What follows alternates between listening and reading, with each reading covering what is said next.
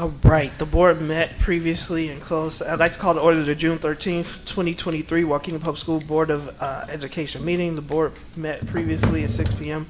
under exception C1, C12, C11, and C21. Can I have a roll call, please? Ms. Fabian. Present.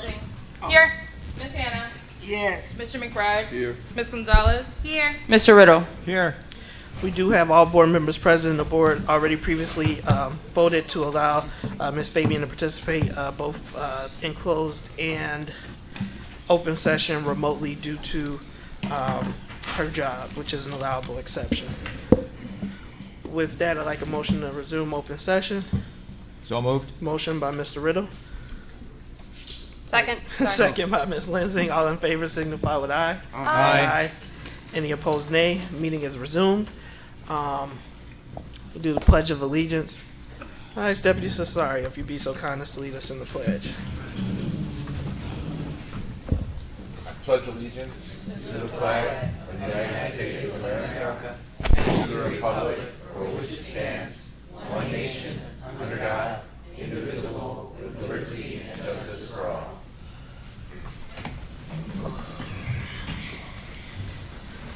Thank you.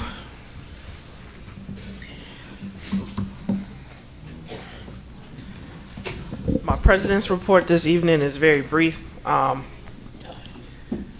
want to first, say thank you to everyone for those that have started summer school and have chosen to work it.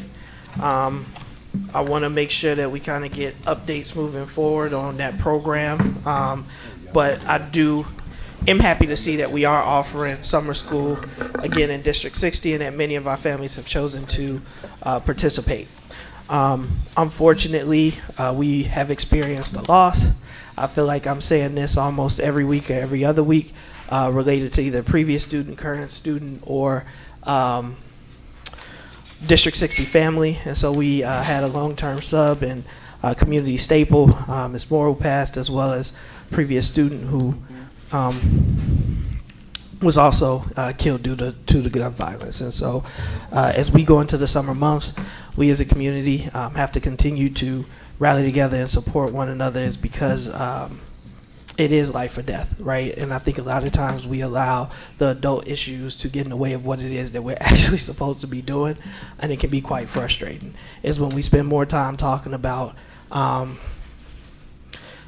individuals and adult issues than what things are going to actually help our community, improve our education, and save our kids' lives. On a happier note, we are celebrating Juneteenth, and so there's a weekend of events. I want to thank Waukegan Public Schools for stepping up and participating.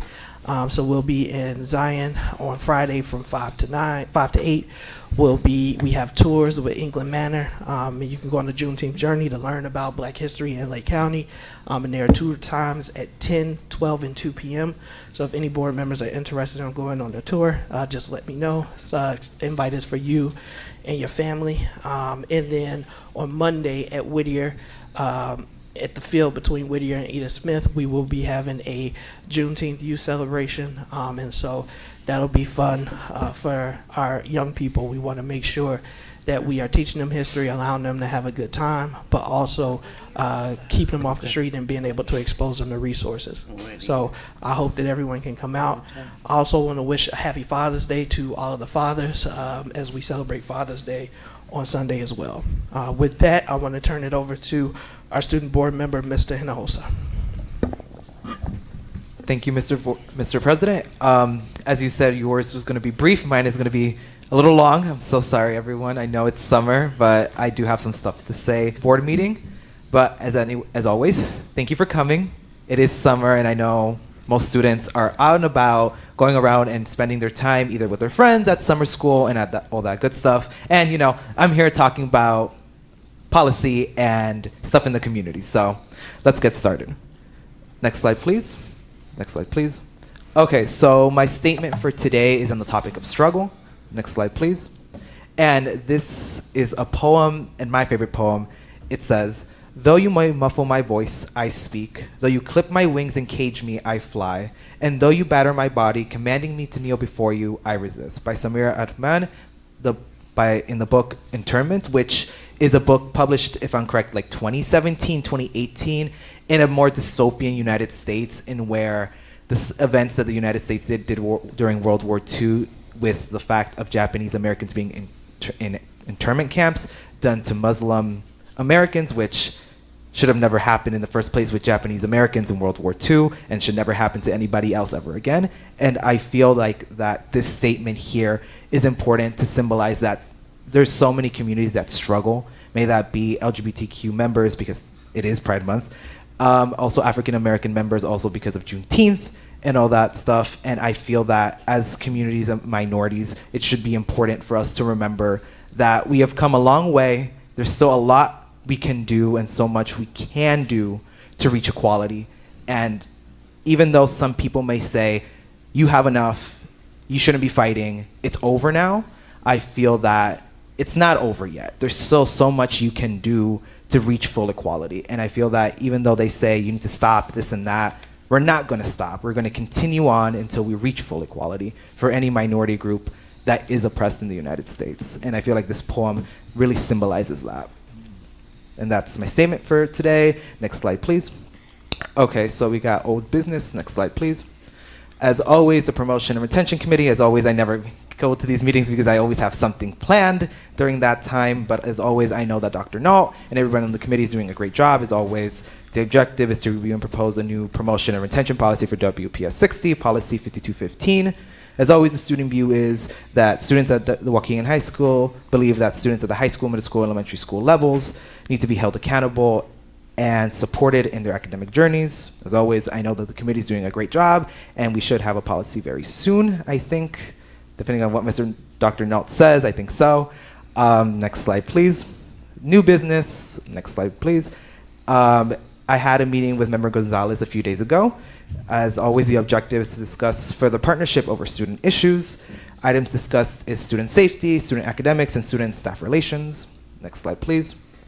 I also had a meeting with Member Lensing a few days ago, June 9th. As always, the objective is the same, to discuss further partnerships over student issues. Items discussed is student safety, student academics, and student and staff relations. Next slide, please. It's Community Spotlight. Okay, so as I said before, happy Pride Month to anybody of the LGBTQ community. As always, Pride Month is an important month in the LGBTQ community, as always.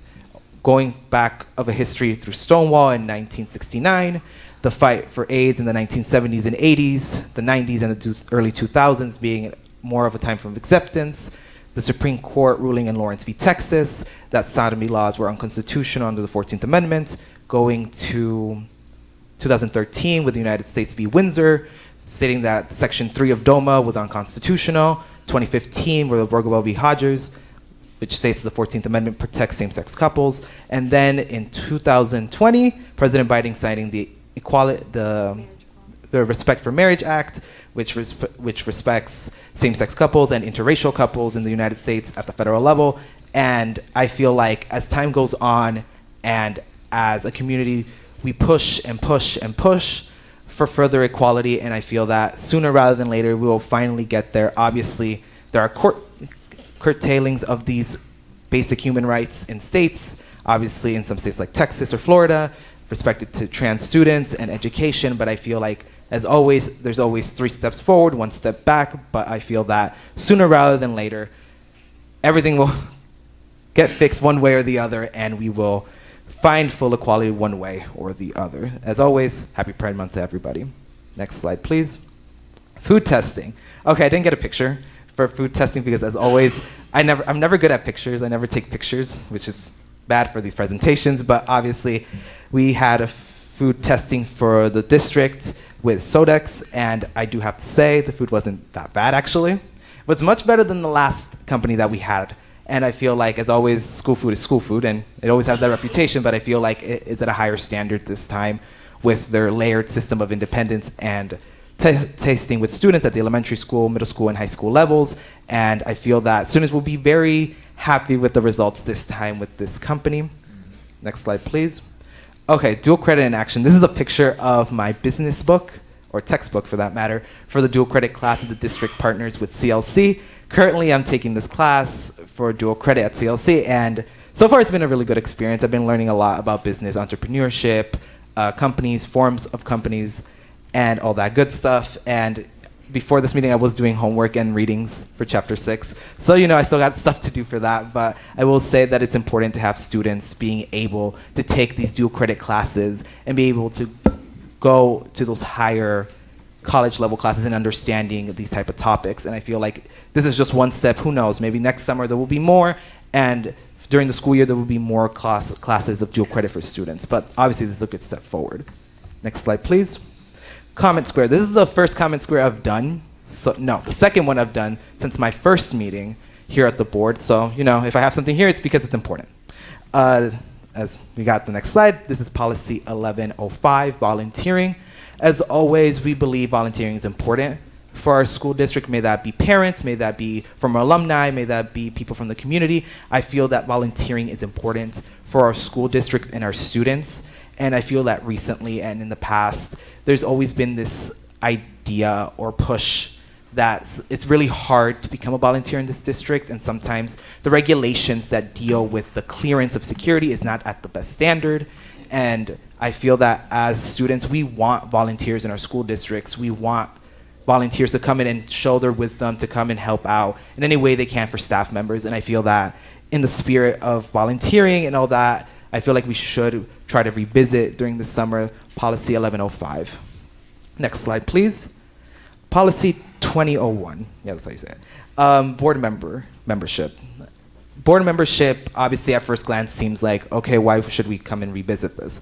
Well, board membership, policy 2001, also comes with a student board clause, which is where I get my authority on the board so far. And as you can see on this map, these are the states that have students serving on their local boards. Obviously, this is a little outdated, but California should be purple here. But as you can see, a lot of the states in our union either have it as a local option or have it as not a practice. And I feel that as a school district, we should, obviously, as we have a student board member, but obviously not all schools in our district, in our state have it.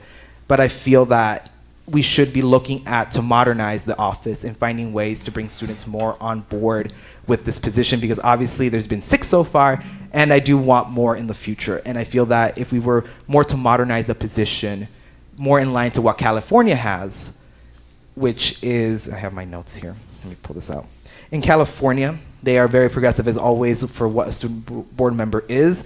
And from what I've seen in school districts like the Los Angeles United School District, Fresco, and San Francisco, and San Diego, the common theme through the student board member presentations and obviously the student board member office is having an honorary vote, having them as a member of the board itself, having them added to committees just like every other board member, having staff briefings, not ones that are special session, but obviously any briefings that are given to board members at the same during closed session, a mixed democracy selection and where there's actually 2 instead of 1, one selected by more a student advisory council and the other do direct democracy, and having the chance to go through trainings and all that stuff that board members get, so students are very much able to know what the board members are here talking about, and it's just not, oh, they're talking about academics or operations, I'm just gonna nod and say yes, right?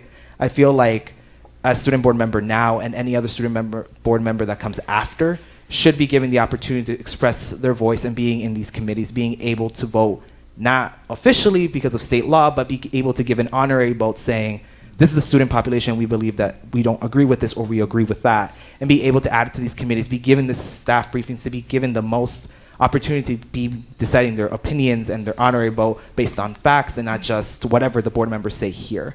And I feel like if we want to move towards the future and believe in change, we should be pushing for a better board member policy, more in line to California.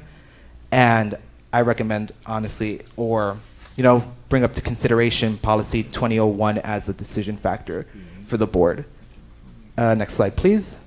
As always, Q&A. If any board members have any questions, comments, or concerns, this is the time. Oh, I'll jump in with a comment if you don't mind, Miss Hannah. Go ahead. So with regard to the volunteering, it's been brought up many times by Mr. Sabecki. It's something that was part of our campaign as the Waukegan Stars team to try to join the board. That the current process we have in place of 22 pages long, and if you miss one initial, there's no follow-up to say that you weren't approved, this, that, and the other. So I'm very much excited to take that and start looking at it and getting it addressed and improved before the beginning of the school year, so that we can get as many hands on deck as possible. When you have involved community members, when you have involved families, you have safer schools, you have safer community. It covers so many things. So I'm very excited that you're also concerned about this. Absolutely. Okay, and Mr. Hinojosa. Yes. The you know that the initiative for student board member came from me, Yes, absolutely. and I also wanted 2 board members, one as an alternate, but because, like you said, student board members are not voting board members. That too is in the statutes. And so I just want to say that we are kind of in a middle school, if you will, status with the student board members. Okay, coming up, because it's kind of a Progression. Progression. And so these things that you're saying, they may come in the future. One of my issues is that you all don't have enough time because of, I don't know who affixed the time period to what you all can serve, but you all need to serve a little longer so that you can get the things that you have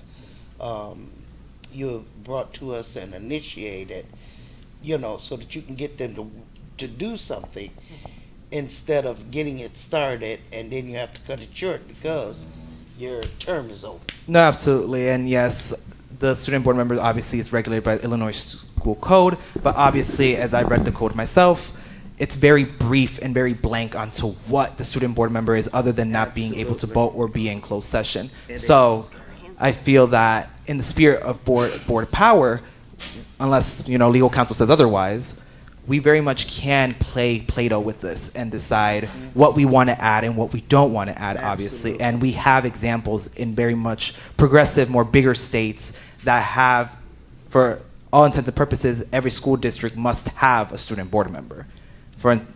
In every single school, I don't think private schools, but obviously every public school in California must have one, and it must be through petition. If the school board does not comply with state law, students can petition to have it done, and if it reaches 20-some vote percentage of the school population, the school board must comply and either appoint one or through election must choose one. So obviously, Illinois is a little bit lagging when it comes to this, but obviously they also gained the benefit of making it very brief and very broad as to what the student board member does, which I imagine signals to the boards themselves that they could play Play-Doh with this and decide what they want to add within the bounds of the law. So I feel like this is a good opportunity to discuss that, obviously later, but being able to discuss these ideas and being able to give the board member more time, more commitments, and more power to be able to represent the students more effectively is important. But other than that, unless anybody else has any more questions, yes? Mr. Riddle, Yes.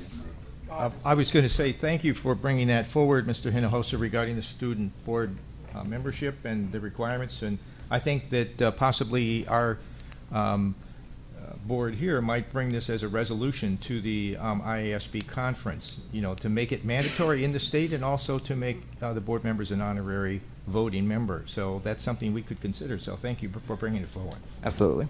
Mr. McBride? I better get it. I agree with you when Ms. Hannah said there's enough time because when you leave, somebody else come with other ideas. We can't do it. But I would say to you that you guys formalize a committee, Do you want to make a comment? and in that committee, when you guys have your concerns, bring them to the board and let the board digest them, and then we can take them and do what's right. Also, too, in your committee, I would advise you to have a diverse committee because across the spectrum, All students have different issues. Mm-hmm. And I think all issues need to be heard because in order for us to, from an equitable standpoint, do the right thing by all students. That would be my suggestion. No, absolutely, and that obviously makes sense of having that diverse standpoint. And to Mr. Riddle's point, bringing that to the Illinois State Board of Associations of School Boards is one. But I also do feel, as always, the state does give the board the power to decide those extra factors. So I feel like if the board is willing and all that to push to be the first board to give those rights to students, obviously there's nothing in the school code that says otherwise, other than just not being in closed session. I feel like we could be the first, and always being the first is not always a bad thing. Right, right. So just so I understand, it sounds like that we are open to the idea of essentially creating the framework of what it could look like in Illinois to hopefully standardize it so it is what it is in Illinois. Right. Yes, Perfect. I imagine so. That's what everyone's suggesting here, and obviously myself. So, yeah, that's always a topic of discussion. Obviously, Mr. President, if you have anything to say for that. Yeah, thank you. I do appreciate you bringing forward what I hear Mr. Hinojosa saying is there are things that are in the board's power that we can do, that we don't need to wait on the state, and then we can also take that advisory role to try and push out and make it mandatory. But Mr. Hinojosa, looking at that policy, similar to, I don't want to put you to work, but if there's a conversation that needs to be had or ideas that you have as to what you would like the policy to look for, you can always draft some language, we can meet and discuss, and then we can kind of bring it forward for board discussion. Absolutely. Thank you. We do need Uh, to, I was gonna talk about a delegate's report, but because we're talking about it, the resolution, the period, I hear you, Mr. Riddle, about taking the resolution, and it's a good topic, but unfortunately for this cycle of resolutions, the time period for submission has passed, so we could work to get that together so that next year we'll be able to present that resolution to them. Thank you, Ms. Hannah. Next up, we have a special presentation from the Schonberger family.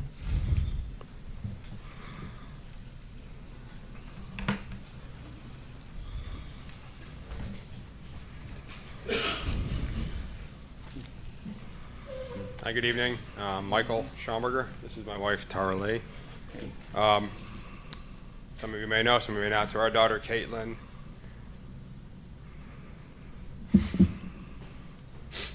Take all the time you need.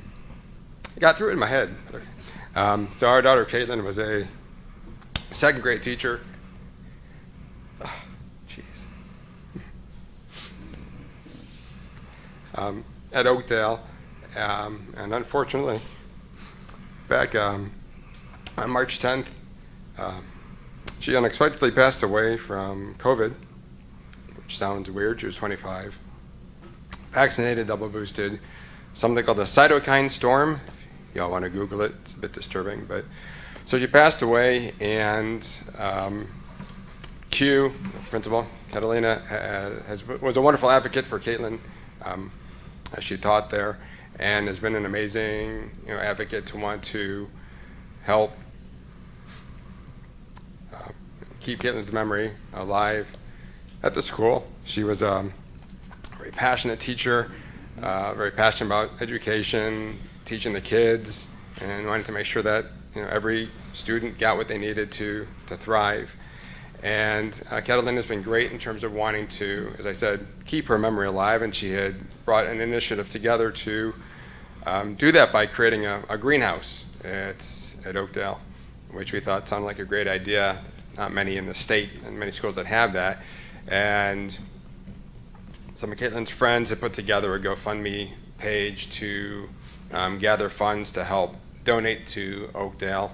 And fortunately, over the several months since Caitlin passed, that GoFundMe page raised over $16,000, which we donated to Catalina a few weeks ago.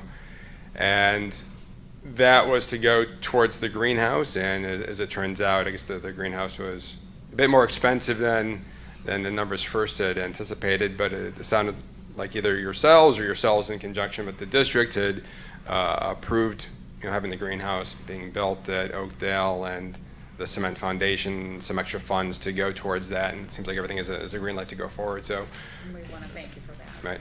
First and foremost, we are extremely appreciative that those funds have been approved and that you all see the value of the greenhouse at Oakdale and what an amazing opportunity that is for the students to have a really unique, different learning experience outside of the classroom, to be able to utilize a lot of the different curriculums that Catalina has around plants and learning and horticulture and that. So thank you from the bottom of our hearts to have that be done. As I mentioned, Caitlin was passionate about learning about her students, about making sure every experience was different and unique, passionate about nature and making sure her kids knew learning just wasn't in the classroom and just about books, but learning on all sorts of different levels. And the greenhouse is amazing for that, and to actually have a year-round greenhouse where, from what I understand, it's large enough where a whole class can go in, and for their time in there, whatever time it is for each course, they can be in there with the teacher and learn, which is tremendous. So other than being eternally grateful and appreciative of your approval, the ask for us here today, we're going to lobby in front of you for a minute, is as it turns out, I guess the greenhouse, there's a few facets to it.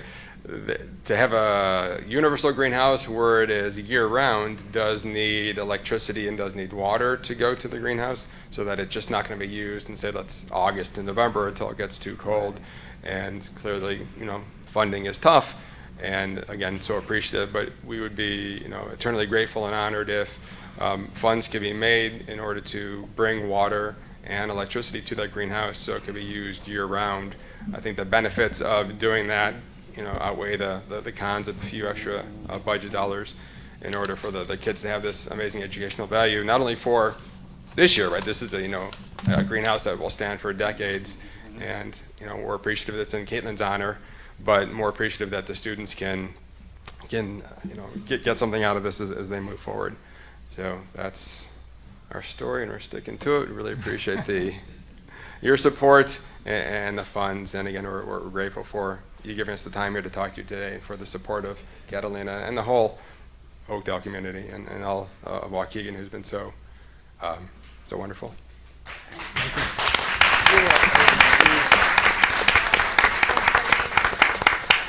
So I'll go to Can Ms. I Hannah. just, can I add something? Of course. Just, Caitlin loved this community. I mean, she loved it. She loved the administration at Oakdale. She had so much support, and the families were so lovely to her and saw everything she did. And she had experiences in other areas, and it wasn't as supportive. And she knew how much the families loved her, and so we are very appreciative of this community for welcoming her, and we love the idea of the greenhouse. The GoFundMe raised over $20,000. We did donate some of that money to Reading Power because we didn't understand how much it would cost. Otherwise, we would have maybe donated a little less to Reading Power, but also a wonderful thing. But we feel like this is such a great opportunity to have students doing hands-on learning. We had, thought that the money raised could be used for supplies or books, but those things you give them and then they go away. This greenhouse is something that will be a lifelong thing for the students to be able to continue learning each year, and we're grateful for you guys allocating the money for the concrete, and we hope that you'll allocate money for the electricity and the water. Thank you. And I just want to say, unfortunately, in this seat, we've had to, I've had to, and I know many on this board have had to talk to parents who have lost children. And the one thing is I appreciate, and I know it's hard, but turning your pain into somebody else's blessing. And from everything I've heard from Ms. Catalina Quiones Nelson, as well as even students, and is that your daughter was a light, And so allowing that light to live on through some type of greenhouse and a memory, I think is admirable to advocate. And I know it's hard, but for you guys to come here, to show up here, to continue showing up for our students, we thank you from the bottom of my heart at Waukegan Public Schools. Go ahead, Ms. Anna. I am so sorry for your loss. And this is, I just wanted to make a statement for the Board of Education as well as to the community and to you that the funds would be so appropriate, because this is an issue that would directly benefit students, and if this is a project that would be so compatible to monies that the district have received. And so, trust me, I will be advocating for this to take place and to happen, because this is exactly the type of project at a Title I school. Aren't you Title I, Catalina? A Title I school, and this is something that we should be doing. Thank you for the support. Thank you. I had a question. Question, Ms. Gonzalez. Yeah, I'm sorry for your loss, and I thank you for coming up and sharing your daughter with the district and having the courage to speak. I sympathize with everyone else on the board who has already said how impacted a lot of our families are, losing their kids, losing other family members. And it doesn't have to be answered today. I'm like thinking logistically, if we know how, like, we know that amount that it would take to get water and electricity, for that to be shared, because if the district can't take it on, I'm just thinking whether the foundation or our Parks Foundation could also partner up to help provide the funding for it too. So if Catalina, you have that and you could share it, that would be really great. Thank you. Ms. Lindsay. Go ahead. I'm sorry. Go ahead, Mr. McBride. Yeah, I was just going to say water shouldn't be an issue at all. That should be an issue. The issue would be electricity. But we have Mr. Moulton back there who's over our operation, and I'm sure a pipeline from the school district to the area that you're talking about is not 200 yards away. So, I mean, the cost to me, just me having some kind of idea as opposed to what the maintenance would be on that, it's not that significant. So, as a board member, because of your call, I totally am sympathetic like the rest of them, and to me that's a no-brainer. I mean, they put street signs up, markers when people leave, so we talking about something here that's much more sympathetic to me, more so than a street marker going up. So I'm very supportive of it. Thank you. Thank you. Thank you. Ms. Lindsay. I can't imagine the pain that you hold. And Father's Day is going to be very difficult for you, so hopefully you find some sort of comfort in her memory. I think this project is a beautiful one because things get to be brought to life, even though she's not with you anymore. Sorry, I get really emotional. I am curious to see how we can try to see if there's some solar energy that we can incorporate. That way we're navigating toward a greener future with many other things. So as we're looking to fund this, maybe that can be part of the aspect. And these greenhouses that are popping up in a couple of our schools, we also have community members that are seeing the need for people to be able to grow their own food, especially when you live in these types of communities. You may not always have access to that fresh food, so being able to do it yourself and having the resources to do so and the skills to do so is going to be so impactful. So I'm very excited for that, as well as some community partnerships for the people that are currently leading the charge in the area regarding that. But I agree with the rest of the board. It's a great thing to do for the school in the memory of your daughter, and I'm so happy that you guys are still coming to us to get it done. Thank you. And we appreciate you coming to the board meeting. Thank you.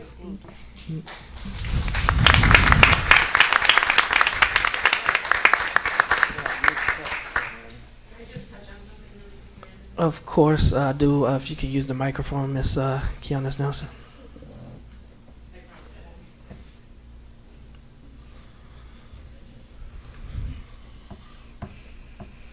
Good afternoon, everyone. It's been rough, but as you have mentioned, this has also been a blessing. I think that we will be connected forever with the Schonbergers. We do have a volunteer day coming up, Caitlin Schonberger Volunteer Day. United Way will be there with Bears players, by the way. So if anybody wants to come out, we keep talking about volunteers and keeping our community together. One thing that you mentioned, Ms. Lensing, is community members and keeping that. I think you know that at Oakdale we have a lot of community partners, and Jeffrey Williams from Hood to Table will be working with us. The Schonbergers were able to see some of his work, and he will be co-teaching with our teachers to teach the students how to grow vegetables, and maybe even through social studies in our curriculum maps, they'll be able to sell some of that through business, you know, with needs and goods. And we're making a lot of connections with the curriculum as far as there's a lot of learning lessons on plants, horticulture. So it all connects to the greenhouse and everything that Waukegan School District is doing. So I just wanted to mention that since you brought it up. I love it. Biology. Thank you. Thank you. Yeah. Kids are learning biology. When is that event? June 26th, 27th, and 28th. So, yeah, the family and friends will be, Schonberger family and friends will be out, and United Way will be out as well. Time 8 to 4 the first day. I believe the second day is 12 to 4. And then the third day is 12 to 4. It's on our website. It's on our Facebook. If you haven't liked us yet, please get on and like us. Love the plug. Thank you. Thank you, Ms. Kiana Nelson. All right, we have the approval of minutes. So we have item 8A, approval of minutes for the special open session board meeting, April 20th, 2023. We have a motion. I motion. Motion by Ms. Gonzalez. Do we have a second? Second. Second by Mr. Riddle. Any comments, questions, corrections to the minutes? Oh, yes, I got to, you know, the minutes are the same For which one? for the April 20th meeting Same, but different. and the May 16th meeting. They're all the same. They're the same. Both sets of the minutes are exactly the same. They weren't when I looked at them. So I don't think we need to pass them yet. I think we need to. retract. It may have been updated. Was it updated? It may Yeah. have been. Yeah, because when this I one saw it, it has- was different, Ms. It was Hannah. different. Yeah, so this one Okay, has May because I looked 30th. at it just early this morning, in the middle of the morning. Okay. But the I'm minutes good were to the vote, same. and only because, but that's up to y'all. I really don't. But if they're the same, They weren't when I saw it. Okay, we'll hold them. I know. Yeah, that's fine. Retracted. All right, we withdraw the motions. Let's go Withdraw. to opportunity for public comment.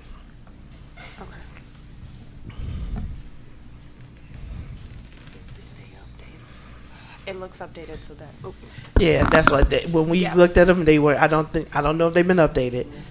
It's fine with holding them. I want Yeah. to recognize that the administration did work at the request of the board in order to get them done. So the act of us holding them over is the just- board's. Right. yeah. All right. First name on the list. When I call your name, please come up to the microphone. State your. I'll call your name, so you don't have to state your name. I do ask that you refrain from mentioning student and staff member names in your remarks. I also, if you need translation services will be provided to you. You will get a total of 6 minutes to allow for the translation. There'll be clocks on the screens around you. This is your opportunity to address the board. I do want to remind all speakers of civility, and Yeah, so this is an opportunity. It's a one-way conversation for the board to hear from citizens and individuals. First name on the list, and I'll call them in order. Ray Vukovic, Mark Shinkton, and Rayon Edwards. Go ahead, Mr. Vukovic. Your time will begin whenever you start speaking. Good evening. First item, I'd like to talk about our minutes. I understand what happened tonight, that those 3 sets of minutes were held. However, you made a pledge that you were going to stay current with them. And at the beginning of May, I think you passed 13 sets of minutes. And that made it current. However, you still have minutes outstanding from May 23rd, May 9th, May 2nd, and May 3rd. So you're not caught up. You know, your secretary of the board isn't here. That's her responsibility. That needs to be dealt with, because I heard the young man talk about Illinois law. Once again, District 60 is in violation of Illinois law on that. So that's just a minor thing. Saturday's paper, great article about progress in the district with all the different construction projects. And I want to go on record saying that I think every one of them are fine. They're good projects. But you need to follow the rules. And I brought to the attention here, just down the street from me, I was looking at the project at Hyde Park School, and I was a little concerned about it. So I'm familiar with the FOIA process, and I completed that. And number one, you didn't have a building permit. You didn't have one with the city, which you don't need one if you have one with the Regional Office of Education. I did a FOIA with them and spoke with Dr. Karner. You did not have a permit with them. What piqued my interest was the fact that this project was being built so close to the Yeoman Creek slope, and the city of Waukegan has something called a steep slope ordinance that you need to get approval from in order to build as close as that area is. You've got highly paid people overseeing this. You have architects, etc. Last year, you spent over $200,000 on the parking lot at Brookside, and handicap parking isn't properly signed. That's uncalled for. You got all this stuff here, and everybody says everything is great, but it's not.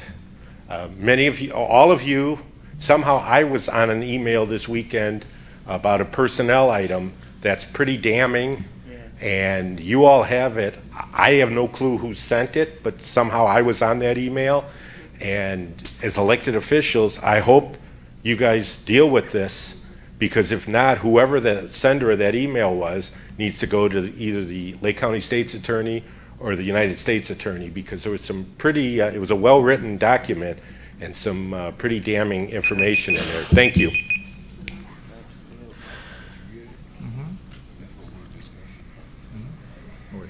Whenever you start speaking, your time will begin, Mr. Shinkton.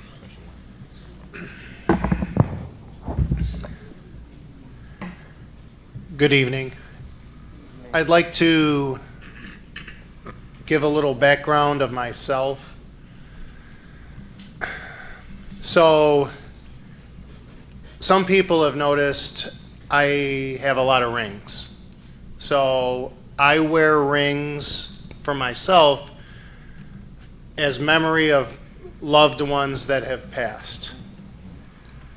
So, my wife has worked in the district for about 20 years. She doesn't have enough fingers or toes to wear rings for students that she has lost or have worked with. Okay? Probably within this year, it's been, at least probably 5 or 6. So, a staff member, just the other day, there was, a student that was, an ex-student that was lost, or I'm not sure if they were a student or ex-student. But either way, we have to look at how can we change this. There is a board member that has said either pay for it now or you pay for it later, okay? And we're paying for it, and not in a good way. I don't have, the answers. I wish there was a magic pill that could say, let's, do this and things change. But I don't know. We have to try something different because we can't let this just continue. It's, it's getting too hard. We're losing teachers because it becomes, too difficult and too hard to just keep doing this on a daily basis. Watching this happen is completely demoralizing, and I don't know how we need to come together. There's plenty of community groups that we have here always. Something's got to change, and hopefully we can work toward that. Thank you. Thank you, Mr. Shington. Mr. Edwards. Good evening, board, community member. I like to believe that we elected some educated people. And I'm going to piggyback on what Mr. Vukovic said, because all of us seen that email. The director of special education needs to be fired. I'm going to say it. We're going to stop playing, and then it takes me back to that damn HR. What are they doing? How is they paying that man this money, all this money, and he ain't done no work? And so when I'm looking at this email, I'm disturbed by it because it's the taxpayers that's paying this money. I'm looking at all the social workers that's leaving this district. Y'all played with this community with that wraparound center, took one of the best African-American social worker we got out of this district as a ploy so y'all can get this building on Washington up and going. It's disgusting, man. And we got to stop acting like we don't see this. The change in the requirements on positions so that they can fit the needs of people that we want to put there. We not that damn dumb, y'all. I graduated in this district, so I understand what's going on. I'm seeing it, and it's disturbing to me that we have elected you guys to speak for us. So when I'm looking at this email, I'm wondering how many more administration is doing what they're doing, making hundreds of thousands of dollars to do shit. Mr. Edwards. Excuse me, but that's the truth. And I'm angry because we ain't got a community center. I look at some of the playgrounds at these schools, they're disgusting. But we putting all this money on Washington. We paying damn millions of dollars. We got contracts and staff coming from Chicago, and we paying all this money, and ain't none of it going back in my community. And I'm wondering why my kids is being killed. Why they have nowhere to go and nothing to do. And then we come in, we ask y'all for something, and y'all want to be hesitant with what y'all give us. But we here. You done hire people to come in and tell us our HR is trash, and who's running it is trash, and he's incompetent. And I'm wondering why our special education department is so screwed up and so messed up, and why they don't have no resources. Why they don't have no support?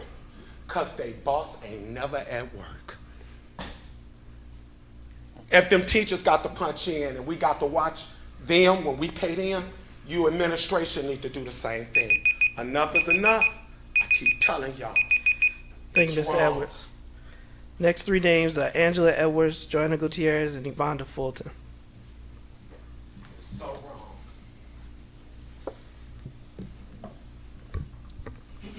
Good evening. Good evening. A few weeks back, I think in May, the beginning of May, it was reference about Nehemiah and rebuilding the wall. And I thought that was so profound because that needs to happen in Waukegan to rebuild the walls. The walls represent the hearts of the people. And so one of the things I looked at to rebuild the wall, we got to focus on our skilled laborers. We have skilled laborers in the district, and I just want to read a definition of what I pulled out for skilled laborers. They have the know-withal of their job. They have years of experience. They carry out more complex physical or mental tasks. They go above and beyond the routine job functions, are skilled laborers. And a few of the skilled laborers I want to identify and say, teachers, paras, managers, social workers, these are just some a few of them. But the problem is with these skilled laborers, they're overworked, overwhelmed, oppressed, frustrated. They face many oppositions as a skilled laborer and very underpaid. How do we as a district rebuild this, and how do we change the narrative of this? We first have to identify the issue. We first have to acknowledge that we do have this that's happening in the district. We also have to remember that we can bring people in here to build, but we're gonna build the same wall over and over again. Because if they're not skilled, that wall's gonna fall. And it becomes frustrating because we're building the same wall over and over and over. It's time that we look at what we have and start building the wall that our children can be proud of, that our staff can be proud of, and our community. It's been said over and over, the community is hurting. We have to hear what they're saying, and we have to start rebuilding the wall. Thank you. Thank you, Ms. Edwards.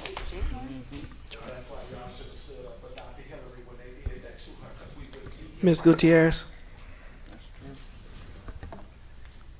True. Told y'all they was coming for y'all. That's true. Oh, thank you. Sorry. Oh, yes. Thank you. That's true. Did you hear about this yet? Thank you.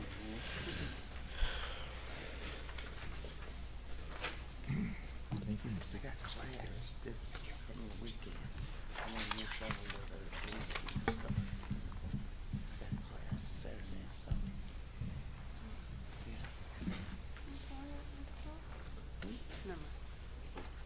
So, good evening. Today I wanted to invite you all to a Rose That Grew Out of Concrete photo selfie room exhibit.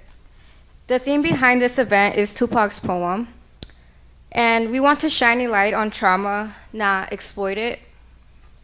All students involved are former Waukegan students telling their stories, and they represent that rose that persevered through all the rough circumstances. This event is free, however, we are accepting donations and sponsorships, and all funds that are raised will be giving back to youth programs in the area. This event is really special. Not only are we raising awareness on trauma, but we're bringing the awareness on the trauma that our own Waukegan students face on a daily basis. And most of the time, people may not even realize, like for example, teachers, we go to school, we're on this strict schedule, we have math 5th period, lunch 7th period, ELA 9th period, and they expect us to go home, get our work done on time. But what most fail to realize and forget is that some of us don't go home to a peaceful environment. There's triggers and traumas that affect students every day and no one sees it. There's this smoke screen covering the anger and the hurt to the beautiful smiles that teachers see every day. And with this event, we are raising the awareness and the trauma that happens here in our own town, Waukegan. I do want to say that I am really grateful that a year ago the board appointed me as my former position as student board member, because along my path I got to meet really great people that really care about this community. One of them being Ms. Fulton, at the heart of it all, always. I'm sure that we can all agree to that. But This exhibit will run from June 27th to July 1st at the Patricia A. Jones in Waukegan, Illinois. On Tuesday and Thursday of that week, you can visit the exhibit from 1 p.m. to 4:30 p.m. And on Wednesday and Friday of that week, you can visit the exhibit from 9 a.m. to 4:30 p.m.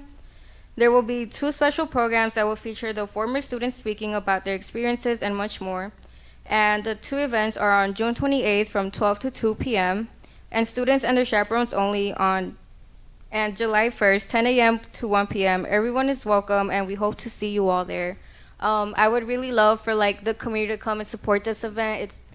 It's very like meaningful and special. But yeah, that's all. Thank you. Thank you, Ms. Gutierrez. Ms. Fulton. Hello, community. Hello, board. Good evening.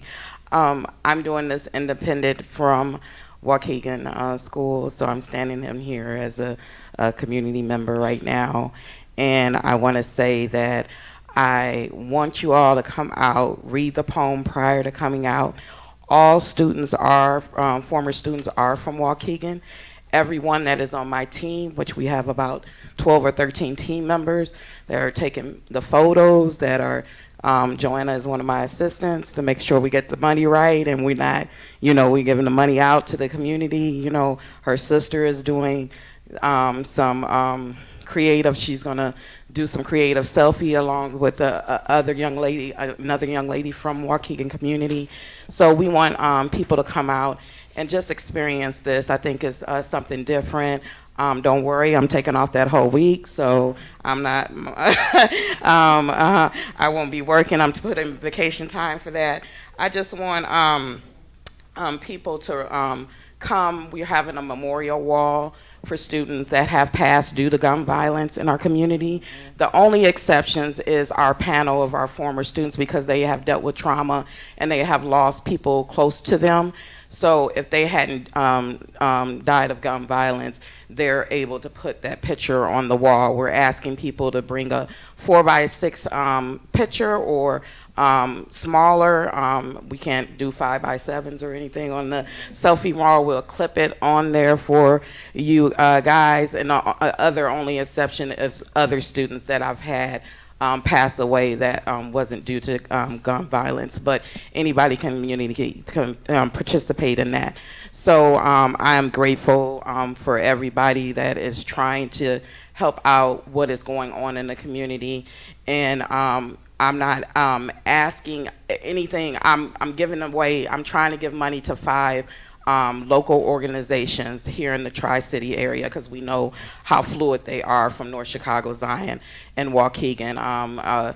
3 organizations from at least Waukegan will benefit from the donations. I will be putting majority of the money up, and then what I'm not paying myself back, everything I get donated will be donated into the community. Thank you, Ms. Walters. Clarifying. Huh?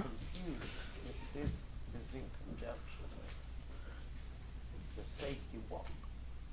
No. But we can talk offline and we can reach out to Ms. Fulton if we have further questions. I'm sorry, Ms. Lindsay. Sorry, Ms. Anna. Mr. Sabecki and then Anthony McIntyre.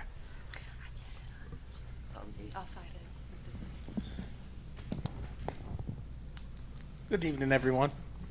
So there's a couple things I want to talk about tonight. One of them, I also received that email. Someone got my email wrong, but I did receive that email.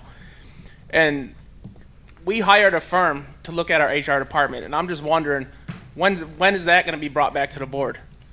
Because those are things that need to be changed. I've been standing at this mic for years, and I brought up, we show students attendance, we show principals or teachers attendance. How many times have I sat up here at this mic and asked for administrators' attendance records? Why do you think I'm so adamant everyone uses their own IDs to clock into these doors? Because that's how it's logged. There's a lot of administrators that are not in these buildings when they're supposed to be in these buildings. And those are things that need to be changed.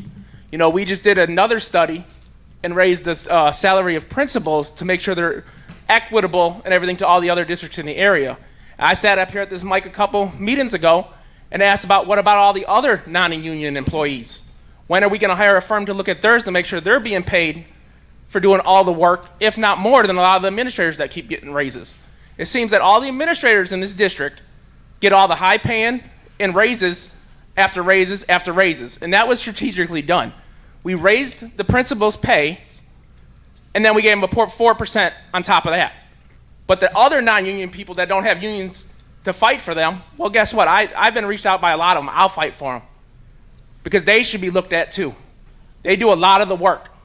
They're here. They show up every day. They should also be paid equally to everybody else like we do our administrators. So I'd like to see that brought to the board by the board soon, because they should also get pay raises just like all the rest of them do. And that's the other thing. I'm going to piggyback off Mr. Edwards.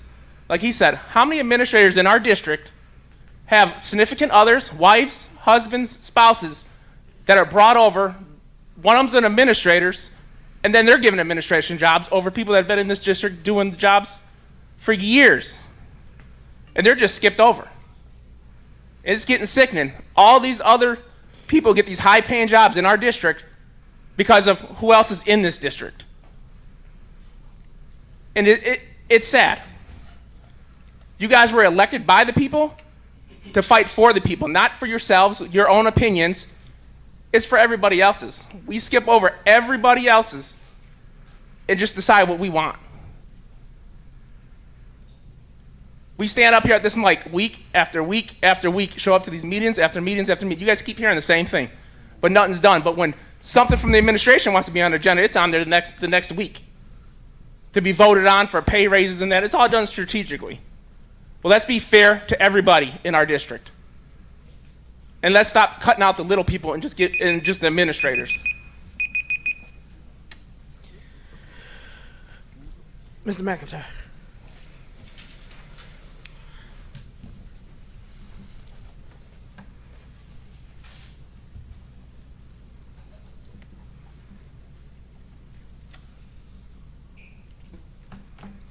I've asked over the past few days, I think 7 employees to define for me what intervention was.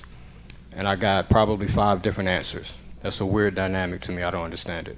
The reason it's important to me is because we've had a number of students that have been allegedly involved in violent actions throughout the past few weeks. Many of those individuals, if you go back and look at their records, they've been on record as being in having issues within the district of issues that people would say they're not behaving properly. The interventions that were put in place for those people were sorely lacking. And it makes me wonder, is there a connection, right? Is there a connection between, had SB 100 been properly adhered to and interventions were put in place, what effect would it possibly have had on some of these young people? It's just a question I put out there.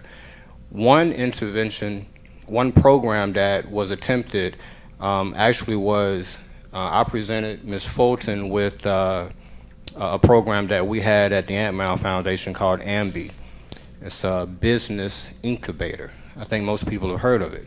And what it was designed to do was to basically distract young people away from bad behavior and put them into something that's more entertaining to them, which is making some money.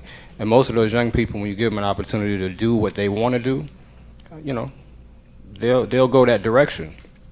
That program was shut down by this district. I sent an email to Joe Clary to ask him, well, what's going on? Because Ms. Fulton, as I understand it, was told that because she was on the board of directors for the Ant-Mound Foundation, we couldn't have this contract in place. She was in a position that was a non-paid position.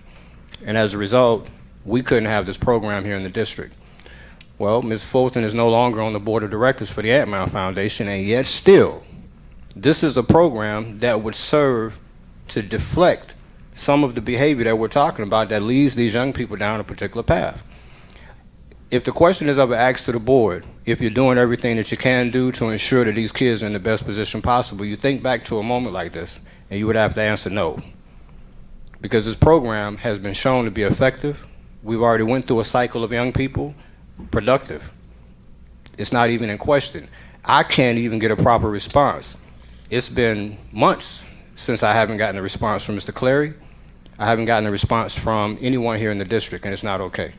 I want to speak to the student board member. Impressed by you, youngster. You're doing something slick. I want to say that.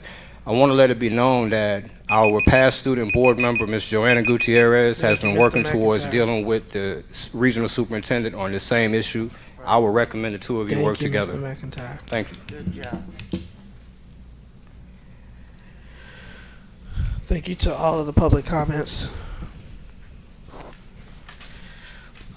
We are now at our personnel items. No, I'm sorry, purchasing contracts. So we got item 11A, which is the Waukegan High School EPA Presidential Environment Youth Award winner travel request. It is a recommendation of the administration that the Board of Education approve the travel, flights, hotel for 4 Waukegan High School students and 1 parent guardian for each student to travel to Washington, D.C. from August 2nd through the 5th, 2023, in the amount not to exceed $8,000. I motion. Motion by Ms. Hannah, second I heard was Ms. Gonzalez. Any comments or questions on the motion? Yes, I am loving this. I am loving that our students are going to actually experience going to Washington, D.C. I apologize, Ms. Hannah, and as a reminder to all of the board members, sorry, please I'm sorry. use the microphones. That was So you can drop it later. right. But I am just overjoyed to see that our students are going to be in Washington, D.C. They're going to get that experience of being there with high-profile people. And I am even more impressed that you all included, hopefully, a parent that's going to go with them. And I hope we don't know the names of the students, but I am so hoping that it is a diverse group of kids. I'm hoping that it is, because everybody, all of them, need that exposure. So hopefully it is. And I'm gonna leave it at that. Can we clarify what the trip is for? Because I think that's super important. Well, I know what it's for. But it's because they're winning an award. Correct. Good evening, Board So- President, Absolutely. Deputy Cesario, members of the board, members of the community. Very excited, as Ms. Hannah pointed out, it is a big honor for this group of students and their teacher, Ms. Krishke, who will speak more specifically about. But these students are being recognized for some of the work that they have done that has been recognized at the national level for a project that they did that has not only helped support the Waukegan community, the Waukegan High School community, but also has been recognized at the national level. So Ms. Krishke, if you'd like to speak a little bit more. Hi. So we actually, well, I shouldn't say we, my students, one of which is actually here this evening, they, not to put her on the spot, but they won a Presidential Environmental Youth Award through the EPA. And so in case you don't know anything about the EPA, it's the Environmental Protection Agency. We have 10 sections across the country. We won for Region 5, and so it's out of 5 different states that they won within the region. They are 4 students, and they actually had only 34 students won for the entire nation on this.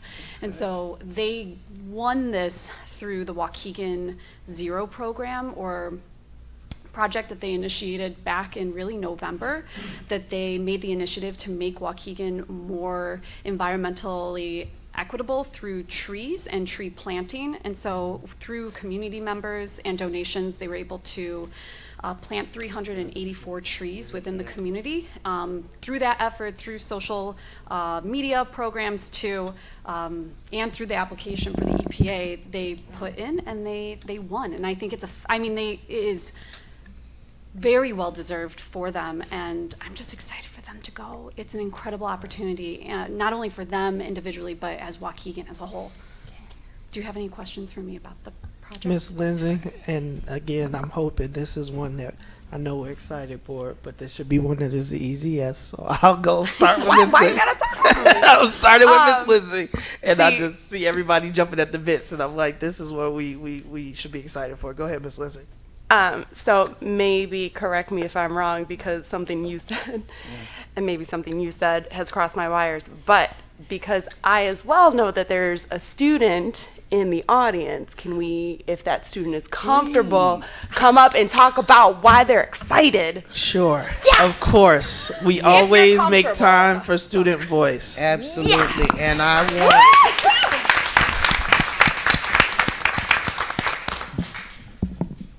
Hello. As to why I'm excited, like Ms. Krishke said, we have been working on this project for quite some time now. It was not only us four who worked on it, but rather basically a classroom of people. We were able to restart our environmental club this year as well with Ms. Krishke's help, which was a big help. Right. Together, this group was able to work with, like she said, community members, faculty, other staff members, and also parent volunteers who were willing to support us in our endeavors.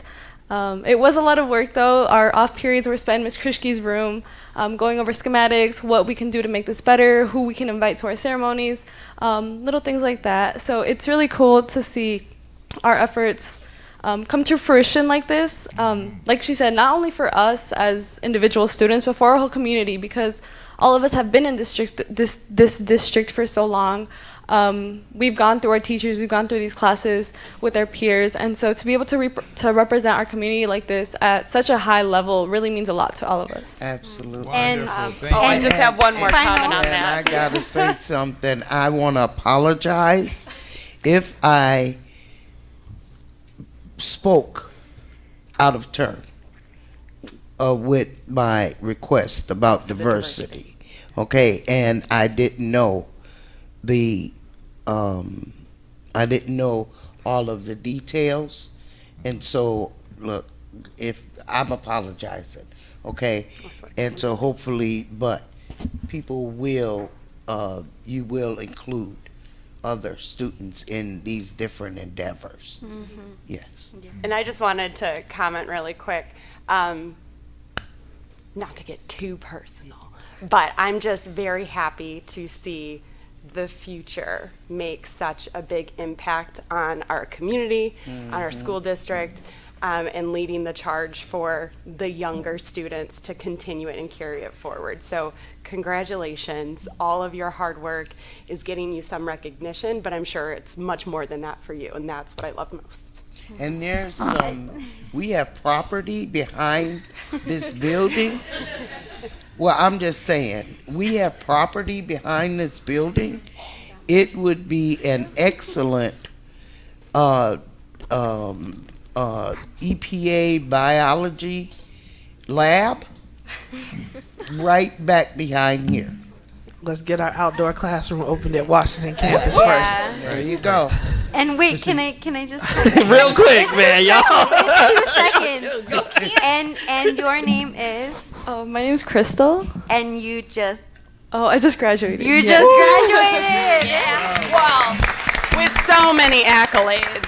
So many accolades. Mr. Riddle. Good vibes. Yeah, I just want to say, I think I read in the newspaper too that you actually had to do some scientific work and calculate the amount of carbon that we put out and how much carbon these trees will absorb for generations or to come. So thank you so much for what you're doing. 384 trees, and like I said, they had to elicit and determine how much carbon is being put out by the heating and the electricity and stuff that our schools use. So that's terrific. I think it's wonderful what you're doing, and congratulations to you and your class and your instructor. Thank you so much for guiding these students, these marvelous students, on what they were doing. Thank you. And your college? I'll be attending the University of Illinois in Urbana-Champaign. And you're going to be majoring in? It's kind of lengthy. It's one major. Okay. It's called Material Science and Engineering, which is very broad. Okay. But I do hope to go into an environmental journey with that major. Okay, very good. Very good. Thank- Okay. Thank you. That's what I'm talking about. So I motion to approve? Huh? I motion to approve? We already motioned in a Oh, second. right. Roll call, please. Mr. McBride, Ms. Fabian, Ms. Gonzalez. Yes. Mr. Riddle. Yes. Ms. Hannah. Yes. Ms. Lensing. Yes. President Ewing. Yes, item approved, motion carries. We are now at item 12B.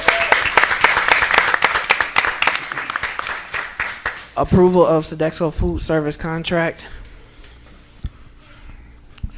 It is recommended that the Board of Education authorize the superintendent to approve the one-year contract with Sodexo with 4 annual options to renew for an additional year.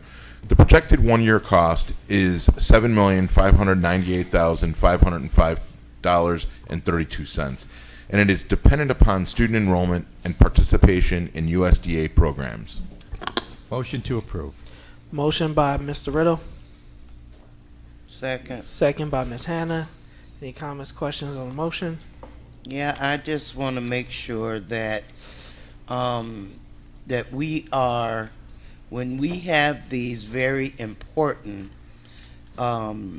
items and services that we need, and that when they have to go through a mandatory bid process, that the bid processes are transparent and open, so that when things are overdone with and approved by the board, then it eliminates the Board of Education getting complaints and comments regarding the unfairness of the bid process. And so I am requesting, Board of Education, that we direct all of our bids to be transparent, specific, and it is open to the public.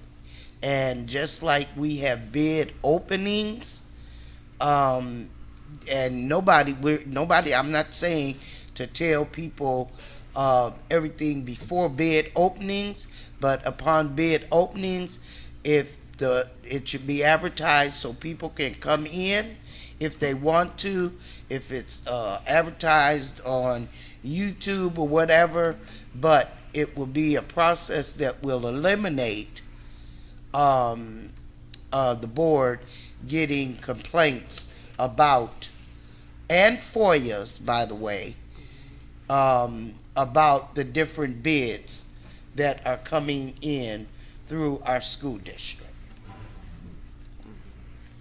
Thank you, Ms. Hannah. Any other comments or questions? Go ahead, Ms. Lindsay. The comment that I have is that with my limited experience so far as a board member, there are some decisions, and I know some were held over specifically for the new board, but it's coming across that some of these items are, you need to make a decision now, and I feel that rushed decisions can lead us down wrong paths. Now, if the board wants to approve this contract, I understand we're on a deadline, but we do need to be more proactive and mindful regarding timelines. So if there's going to be something that we need to have approved because our contract is ending June 30th, my opinion is we should be having this vote the month prior, right? So if it does need to be held over for whatever these concerns are coming from community members or board members, there's enough time to account for that. So however we started, or whenever we started the process for this year, when we go for the next bid, perhaps we back it up a month. Thank you, Ms. Lindsay. Roll call vote. Mr. McBride. Yes. Ms. Gonzalez. Respectfully, no. Mr. Riddle. Yes. Ms. Hannah. Yes. Ms. Lensing. Yes. President Ewing. Pass. And because I want to keep in line with my the IESB expectations, I wish Sodexo nothing but good luck and congratulations on your contract. The motion is approved. I do want to state that my pass is because this is the first time that we've not had to go with the lowest responsive bidder, and while 100% trust and understand the bid process and everything and the thought that went into it, I just have some concerns about the food service provider, and what I'm hoping is in the next year, now that you all have the contract, that you will prove me wrong and that you will have my support and yes vote next year. I do appreciate you all coming and doing the tasting.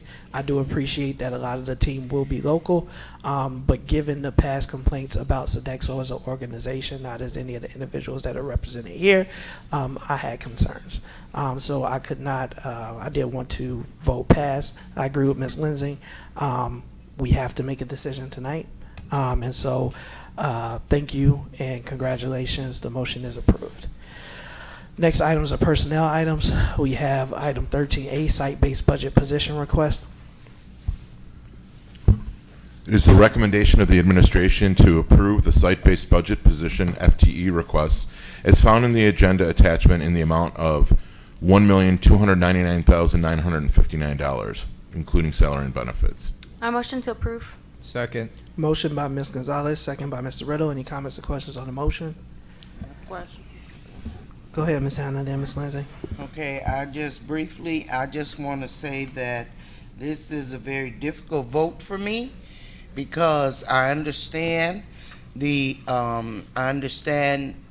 new positions that were requested, but what is troublesome to me is the fact that through my research, we have 161 posted positions, vacant positions on AppleTrack, and they're there, they're posted, and we're being asked to approve more new positions, and we haven't even filled the positions that are open and have been posted. So unfortunately, I'm gonna I cannot vote and support this. Thank you, Ms. Hannah. I have comment. Ms. Lindsay, I think you were next, and then Ms. Gonzalez. Thank you. Can we have a district representative, perhaps HR is the most appropriate, come and talk to us about the prioritization of filling these positions with regard to what's out on AppleTrack or the 161 positions?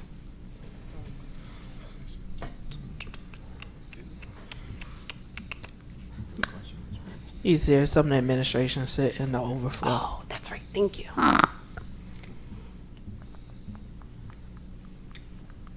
And there's a delay with YouTube. So they get the request. It just takes a little bit. No worries. So if there's any other comments or questions while we wait for them, we Oh. don't need to waste time. Yes, my comment / concern would be that, I agree with Ms. Hannah. We have a lot of vacancies in the district, but if we can fill these and they provide additional support to students directly, I have no problem with allocating funds to provide these new positions. My only ask is twofold, that if we hire these folks to join our team, that they become sustainable positions for the school. I don't want 1 year to ask for this position and then next year take it away. And that every onboarded individual that fills these positions knows exactly the terms of their scope of work, essentially, because we're in the middle of those discussions as well. So what that looks like in the interim, I think, isn't fully fleshed out, but I think expectations need to be set. So those are my comments. So, Board President, can I just speak as well? As long as everybody else is? Of course. I just feel like these are positions, site-based budgeting is something we've been doing in our district now for years. It gives the principals an opportunity to see where they believe the most need is in their district. And so what we're doing here is approving positions that principals have identified they need to move the needle forward. So I think it behooves us as a board to approve these positions. Certainly, they're going to be pushing to hire people for these positions once they're approved, because they're the principals are the ones that are asking for this. They are the ones who are going to try to get people in these positions right away for the next school year. So it's very important that we approve these positions and let the principals fill these positions as quickly as possible. Yes, there's many other positions that they want to fill, but these are positions that they direly need to move that needle forward for their particular school. I agree, Mr. Riddle. However, I'm going to rebut what you're saying only because the number one, you're assuming that the principals are doing something. I've asked for the principals to be in the audience as they used to be. It was a practice that the principals were here and to answer questions, and we're not being afforded that. So we are hearing secondhand about what the principals would do. But you're misunderstanding what I'm saying about the 161 positions. All those positions, Mr. Riddle, if you look at them, they're throughout our district. I know.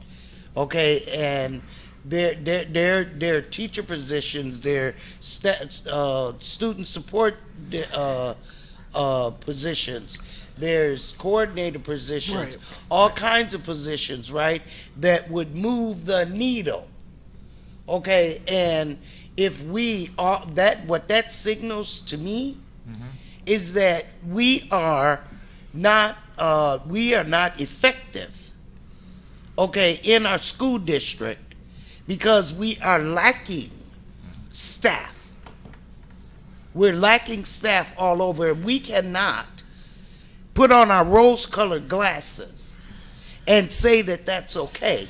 Even though, please, Brandon, do not I'm not interrupt saying me. anything, Ms. Hannah. I'm just saying. But you said not interrupting. I'm saying let's get through. We need to look at those positions, okay? And number one, those positions that are listed on AppleTrack, those positions are looking for people to replace. Right. Okay, people that have left the district. Right. Understood. And so that's all I'm saying. Right. Is And all that we need to deal with what we have on the books, Right. and then deal with new stuff. You know, that's all I'm saying. Okay. Thank you. I understand what you're saying. If you want to repeat your question, Ms. Lindsay, for Ms. Figueroa in the room related to prioritization.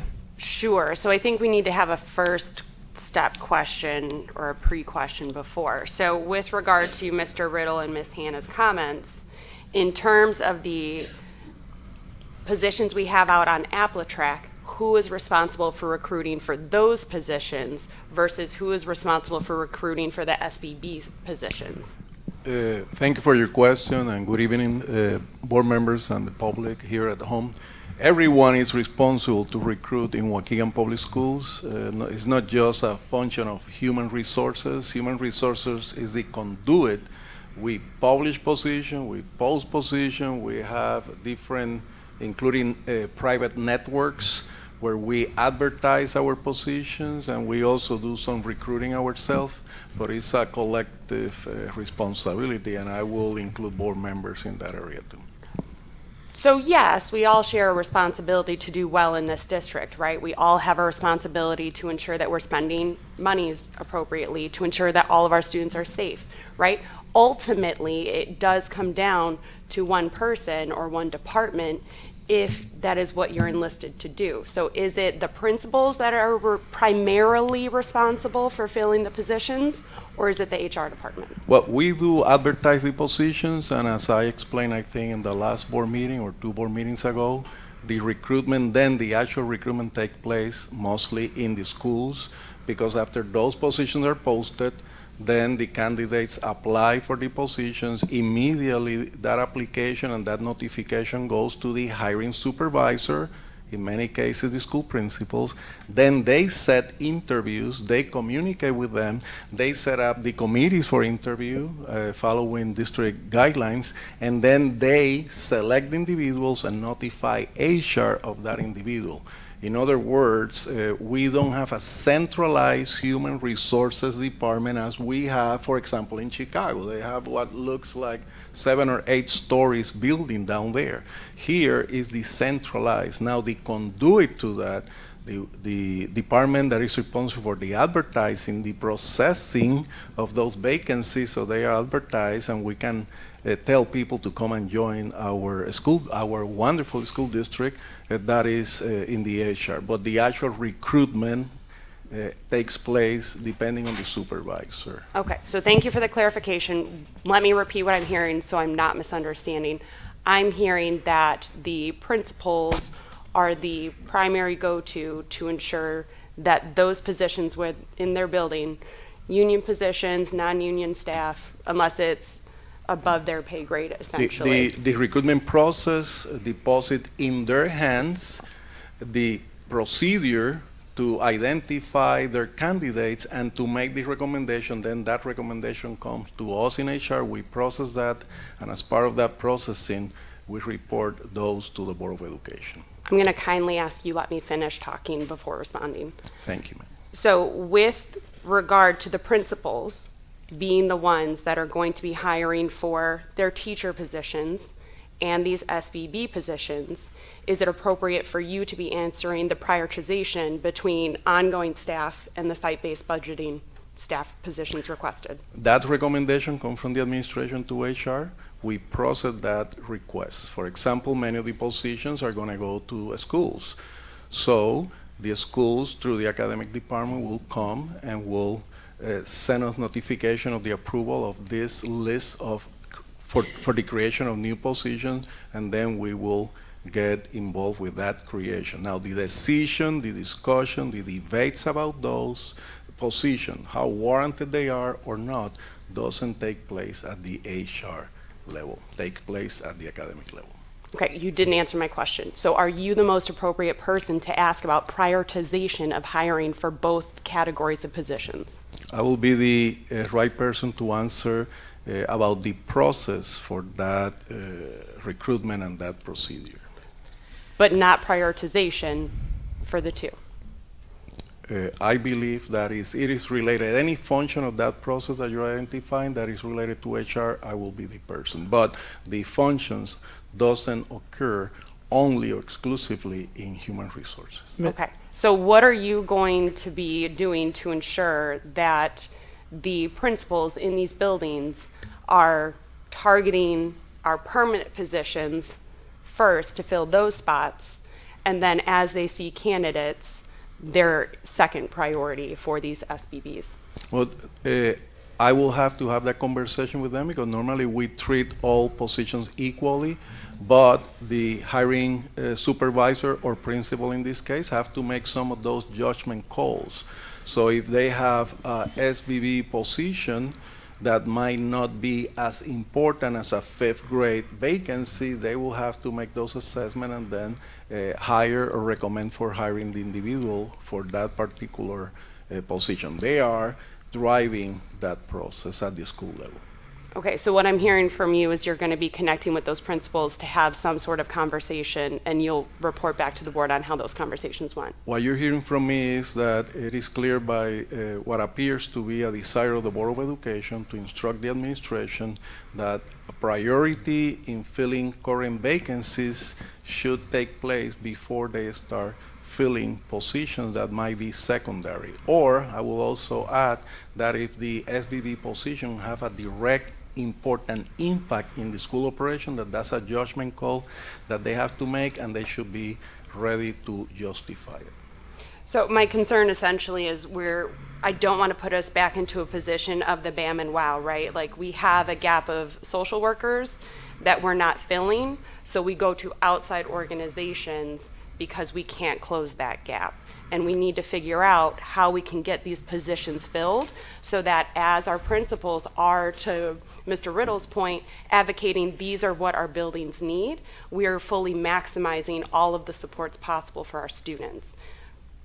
Part of that, right, a huge part of that is making sure there's a teacher in the classroom to teach those students. And we're not combining classrooms where one teacher is now responsible for 30, 40 kids, or we have a long-term sub because our district can't fill those positions. So that's just something I'm going to task you with to make sure we get those positions filled. Very good. Yeah, if I may clarify, we don't have buildings in Waukegan Public School 30 or 34 students. We do have the number of students in our classrooms are regulated by the contract. So that will not be an accurate statement.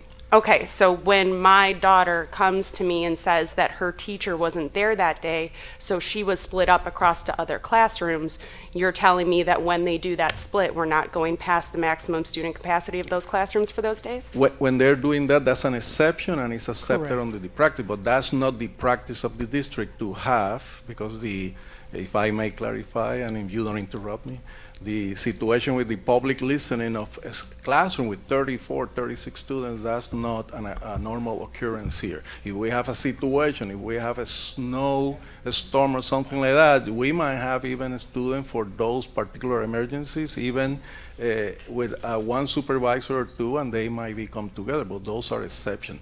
The normal in Waukegan is classroom numbers, the student numbers in classroom are regulated by the contract, and they have maximums already stipulated. Exceptions to that might happen, but that's not the norm in Waukegan Public Schools. Yeah. So I wasn't going to interrupt you, but I am very curious to hear how often that has happened in the past 2 school years, because my daughter came home pretty regularly and it felt like the norm.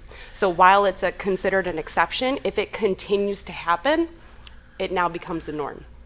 I'm done. And also, when that does happen, Mr. Figueroa, you're aware Yes, that that when those exceptions happen, that we have to pay double to that that teacher.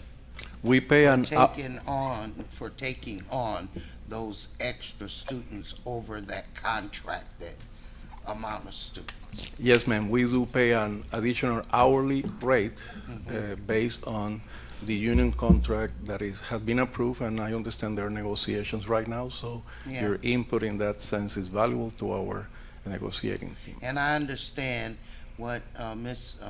Lindsay's concern is, because I've had the same concerns being brought to me about classrooms being split up, because we have not had a teacher in there, and or the lack of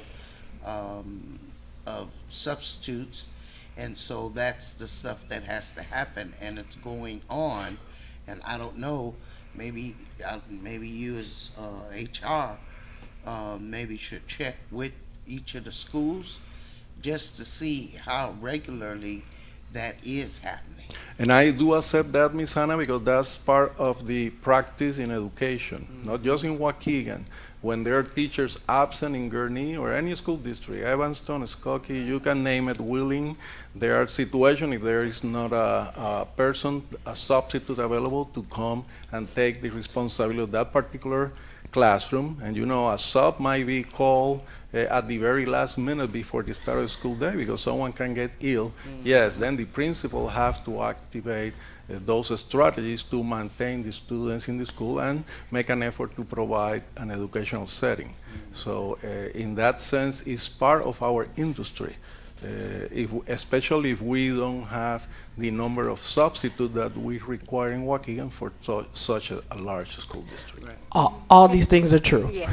All these things are true. We don't have teachers. We don't have subs. There is a crisis. What I want to speak very clearly to is what I hear Mr. Riddle is saying. We want to support the principals. They're the biggest lever of change. They're asking for these positions. Let's give them to them. But while giving them to these positions, what the board continually says, and what I hope is heard, is that if we are not filling the current vacancies, we can approve positions until we are blue in the face. If they go on field, people still continue to be overwhelmed, and we see what has happened not just to Ms. Lansing, but to my own kids. So when we talk about exceptions, I also want us to, like, this is parents' lived reality. It's not something that we're making up. I understand all the reasons why, we all do. What we're saying is if we focus on filling our open positions at every level, and we make that the number one priority of our district, is that will go a long way in helping us deal and address with some of the other issues that we have. We got parent position openings, security, everything, as Ms. Hannah has pointed out. So I just have to make that very clear. And what I hear Ms. Figueroa saying is that it's not solely the job of HR, but they are a conduit. And what I'm asking is that we use every resource at our disposal in order to get as close to 100%, I guess, 100% Operating. field right staffing as we can get, right? We know what our base was last year. Can we work to improve that? Can we work to start the year off with less vacancies? Like that, and I don't want us to get in the weeds as to arguing about is it's happening. We know it's happening. It's happening in every district. So we're not saying that this is a unique Waukegan problem. What we are saying that it is our problem to solve. So that is what I want us to leave with. With that, roll call vote. Mr. McBride. Yes. Ms. Gonzalez. Yes. Mr. Riddle. Yes. Ms. Hannah. It is everywhere. No, it's not. Ms. Hannah. It is everywhere. Yes, with the noted that I'm not pleased to do this because of the outstanding vacant positions we have. Ms. Lansing. Yes, with the caveat that I do want to echo Ms. Hannah's point that principals at these meetings would be helpful so that we are hearing directly from them and what they are seeing in their schools so that we can be better prepared to support them. President Ewing. Yes, item approved, motion carries. 13B, attendance at Alice 20th Anniversary Education Summit. Recommended action that the Board of Education approve the attendance of 4 employees listed below to the 2023 National Association of Latino Administrators and Superintendents, ALAS, Education Summit in San Antonio, Texas, from October 3rd to October 6th, 2023, at an estimated cost of $2,600 per person for a total of $10,400. Cost includes airfare, lodging, travel, registration fees, and per diem. I motion to approve as amended to October 3rd to October 6th of 2023. Motion by Ms. Gonzalez. Second. Second by Mr. Riddle. Any comments or questions on the motion? Only that I believe our teachers are these individuals that are going are actually presenting as well. Yes. Go ahead, Ms. Anna. Okay, I appreciate and am proud that we do have people presenting at the conferences and so forth with, but you know what, I think that at this point we have had, through the past few years, we have had an extremely high amount of administrators going on conferences all across the country. And as you may have heard me say before, that the practice of that is basically new with this administration, because it was only conferences that were set out for Board of Education members, and but it has since morphed into people going on travel through the district expenses, taxpayers' expenses, and I think it is time for us to look at putting a moratorium on administrative conferencing, because there's also options where things can happen through Zoom, the internet, where things can happen where we're spending less money bringing people into our district for some of the conferences that we're paying thousands of dollars to attend. And so and please do not misunderstand my ask. I'm not putting a moratorium on the Board of Education, because that we have to have all of those trainings in order to get our different statuses and our education, because as people like to say, we're lay people and no other people are professionals. So I am asking that we, the Board of Education, consider a moratorium, be it temporary until we can see. And let me just say this too, I forgot this. And many times we have yet to hear any kind of feedback from any administrator that has been on a conference. Now somebody will come behind me and they'll say, oh, well, they took it to the school and they talked to the principals. Well, how do we know that? And we paid for them to go. So we should at least be able to get some kind of small briefing on what it was that they brought back to benefit the school district and the students.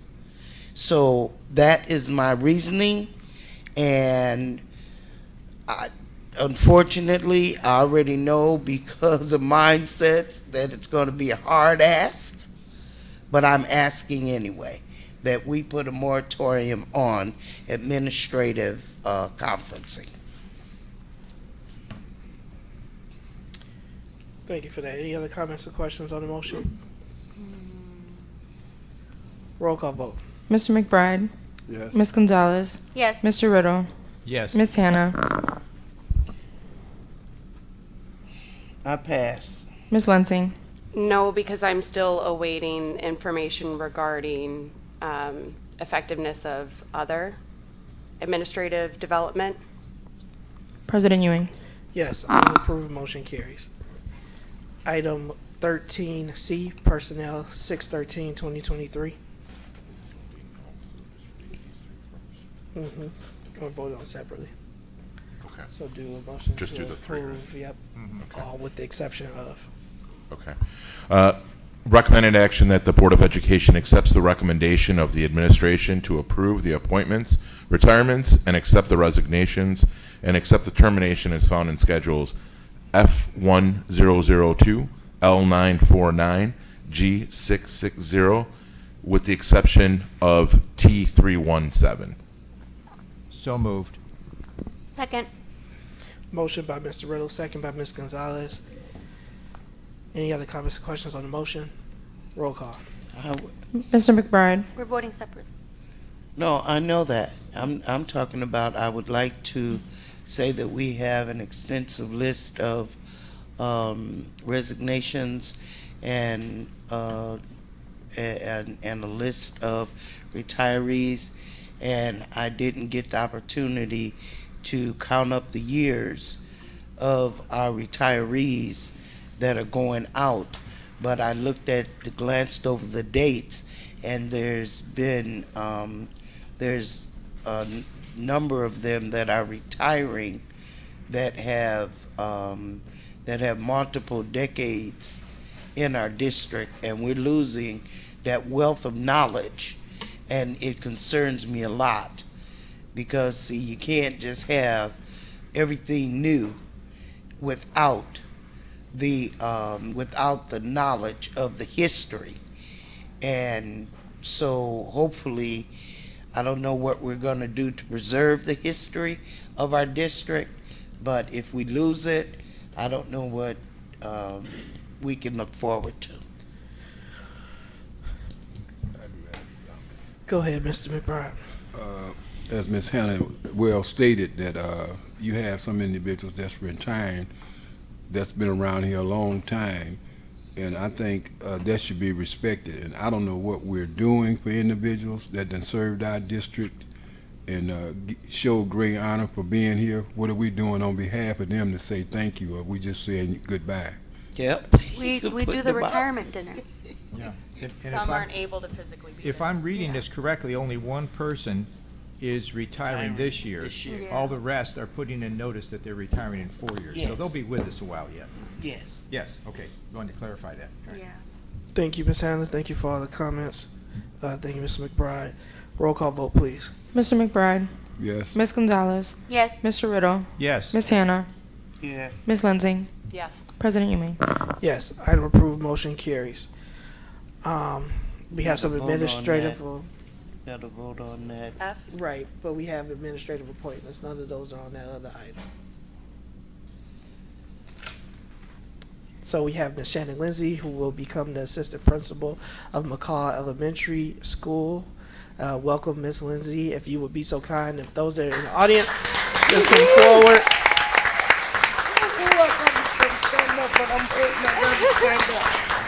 Use your cane for support. Just for support. Yeah. Hey, hey, woohoo! Good job. Congratulations. Congratulations. You guys are jamming. You guys are jamming over there at McCall. All right, we got Ms. Tanya Evans, who will be the assistant principal now at Abbott Middle School. Welcome, Ms. Evans. Next slide. We have the WHS Academic Chair for English, longtime employee, Mr. Paul January. Where's he at? Not here. We can clap. Next slide. We have a Waukegan High School Academic Chair for Math, Miss Andrea Garrity. Thank you, Miss Garrity. Welcome. We have a WHS Academic Chair for Science. That's Mr. Brian Augustin.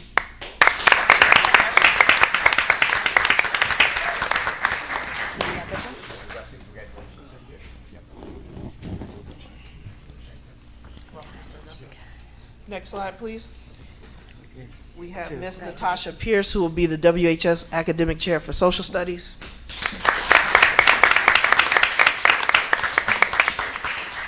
And then we have Dr. Keisha Jenkins, who will be the Interim Coordinator of School Psychology.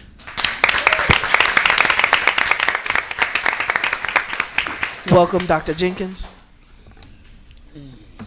Congratulations. Congratulations. We really need you.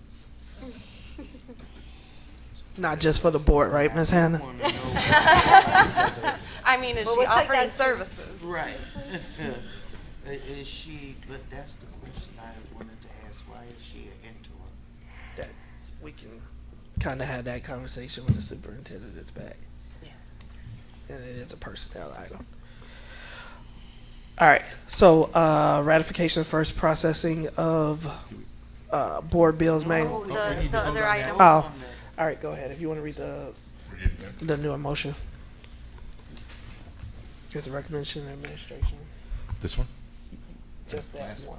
Yeah, okay. Yep. Yeah, that the Board of Education accepts the recommendation of the administration to approve the appointments, retirements, and accept the resignations, and accept the termination as found in Schedule T317. Motion. Motion by Mr. Riddle. Second. Second by Ms. Gonzalez. Any comments or questions on the motion? I had wanted to pull out just determination to vote on it separately. Roll call vote, please. Mr. McBride. Yes. Ms. Gonzalez. Yes. Mr. Riddle. Yes. Ms. Hannah. No. Ms. Lansing. Pass. President Ewing. Yes, item approved, motion carries. Superintendent's report is 16A, ratification of first processing of June 2023 board bills, manual check request payments, and Old National Bank insurance payments for the period of May 17, 2023 through June 6, 2023. It is recommendation of the administration that the Board of Education ratify the first processing of board bills for June 2023 and manual check request payments and Old National Bank insurance payments for the period of May 17, 2023 through June 6, 2023. The accounts payable board, May 17, 2023 through June 6, 2023 payments total $3,693,845.22.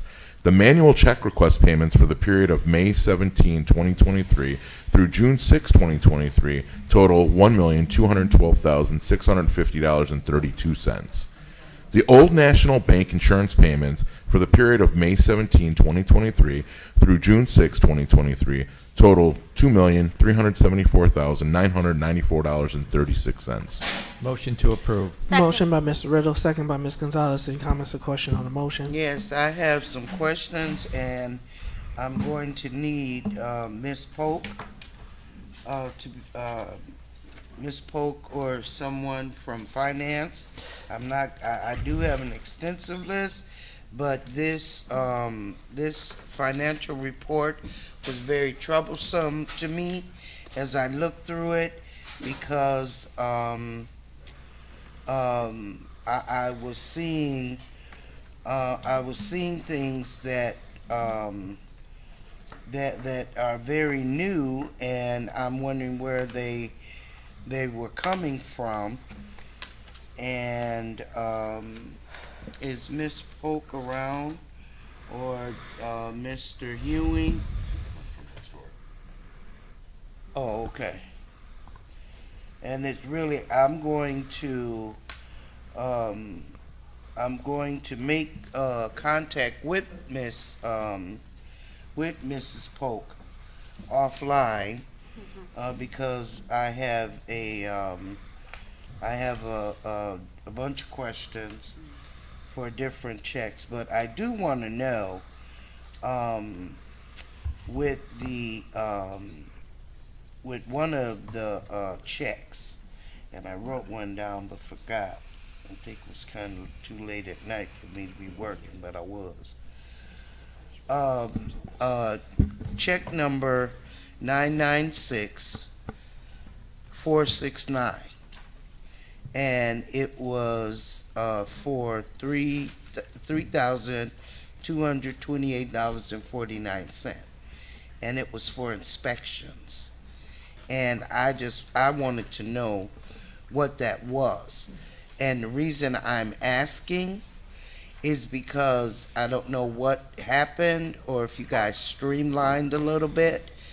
And you taught me to, once I look at the check registers, to go to the detailed listings, right? Mm-hmm. Yes. Well, I did that, but my questions still were not answered, and that's why I'm asking if your detailed listing has been streamlined, or you guys are kind of taking out words or something, okay? Because I believe many of my questions could have been answered through that detailed listing. Okay. Board president, board members, community members, I'll have to look at the information to find out exactly what it is. So if you and I can speak offline, Okay. and then I'll respond to your questions, forward it to the superintendent, Dr. Cesario, so that it could be distributed to the other board members. Okay, absolutely. And so you can expect that call from me, and my list is a little too extensive, and I know the board president likes to get out of here early. So Not early. Not the only one either. Not the only one either. Not the only one. So not early in. I have to state, not even on time, just at a reasonable hour. I'm just playing. I with know you, you are, man. Miss Hannah. But I do want to state too is that in the future, Miss Polk will be prepared if she gets those beforehand. So if Yes, she knows I about know. them, she will make sure that they are answered. Yeah, I'm aware, and so I will be contacting you, Ms. Polk, about the issues, and we're voting on this here, and I know that we have to pay our bills, and that's really the reason why I'm voting for this, Yes, ma'am. because I don't want us to have any more late fees and all of that stuff on our outstanding bills. Yes, So we can vote. No, we can't. I gotta. Oh, I'm sorry. It's okay. Go ahead, Miss Lizzie. You just turned that way. You didn't see me. It's fine. I'm sorry. So I have an ask, and if it needs to be a board approved ask, let me know. But I work much better reviewing these types of statements in Excel. And I know you are in Excel doing these, and you're doing a print to PDF is what I'm believing. Is there an option for the board to get the Excel version so I can apply filters and drill down and look at some of these items and put some VLOOKUPs in there? I'll have to look if our financial system is able to do that, because we're actually extracting it out of our system. But maybe we can export it to Excel, but I have to find that out. Okay. Yeah. I would appreciate it. Thank you. Thank you. Ms. Polk, thank you, board members. A roll call vote, please. Mr. McBride. Yes. Ms. Gonzalez. Yes. Mr. Riddle. Yes. Miss Hannah. Yes. Ms. Lensing. Yes, for the same reasoning Ms. Hannah mentioned. President Ewing. Yes, item approved, motion carries. You already talked about it, so if there is no other delegates report, I'm gonna ask you to hold, Miss Hannah. Okay. Superintendent's report there. I just said if there's nothing else to update us. I know you talked about the fact that the resolution timeline had closed. Right, and that we need to get on and do some webinars so that the board members can get their points to become master board members. The process has been streamlined and made easier. Thank you, and I would encourage, if not already done, I will need for the record the OMA and the PERMA, PM? What's the one for the para training certificate? So I don't know if Miss Fabian is still watching online, and just I do need eventually the certificates. So we'll make sure that we get that. Yep. 90-day window. Mm-hmm. We are still in it. I just don't want to forget. I don't want to be in violation. The diverse learners PD plan, we are having this go. It is 9:10, but I did want to. We've asked Dr. Bublitz to hold now. I want to say 2 or 3 times. So this is important. And so what I will ask is that the board hold their questions until the end of the presentation. The other items that are on the agenda are listed there for information and first readings. So I do want the board, you have the presentation, digest the information. If you have questions, send those to me and we can make sure that we bring them up either before we vote for a second reading. If we get no questions, comments, changes, or concerns, we're going to vote on it at the second reading. So when I say vote on it, the board can always hold it over, but understand that delays their process for getting these books printed. With that, Dr. Bublitz. All right, thank you. Good evening, board, community members, and Deputy Superintendent. So when I presented about 2 months ago on inclusive practice and best practice in special ed, at the end, the superintendent asked if we looked at PD plans to have it a little bit more systematic and to be able to look and see what our plan is going forward. So one of the things we're doing in collaboration is the ASAP team is working together. And as I've said many times, we do professional development for special educators. We do co-teaching for all. But it's not just a special education initiative, right? there's a lot of things that go into providing good core instruction and giving good teaching strategies in the general ed classroom. And so one of the things that we have, and some of you may have seen this, is our ASAP Cohesive PD plan. And so each department has their space on there, and they can tailor that to specifics. So this is still in process when I screen captured this, but so you can see we have like IEP process, inclusive practice, low incidence, et cetera, related service.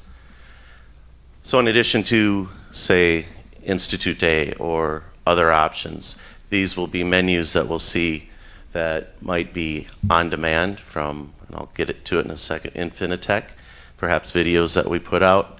It might be professional development opportunities like Orton Gillingham are going to learn about zones of regulation. It could include opportunities to ask the department to come with presentations that we do. We do offer that. We have a lot of different expertise in the department.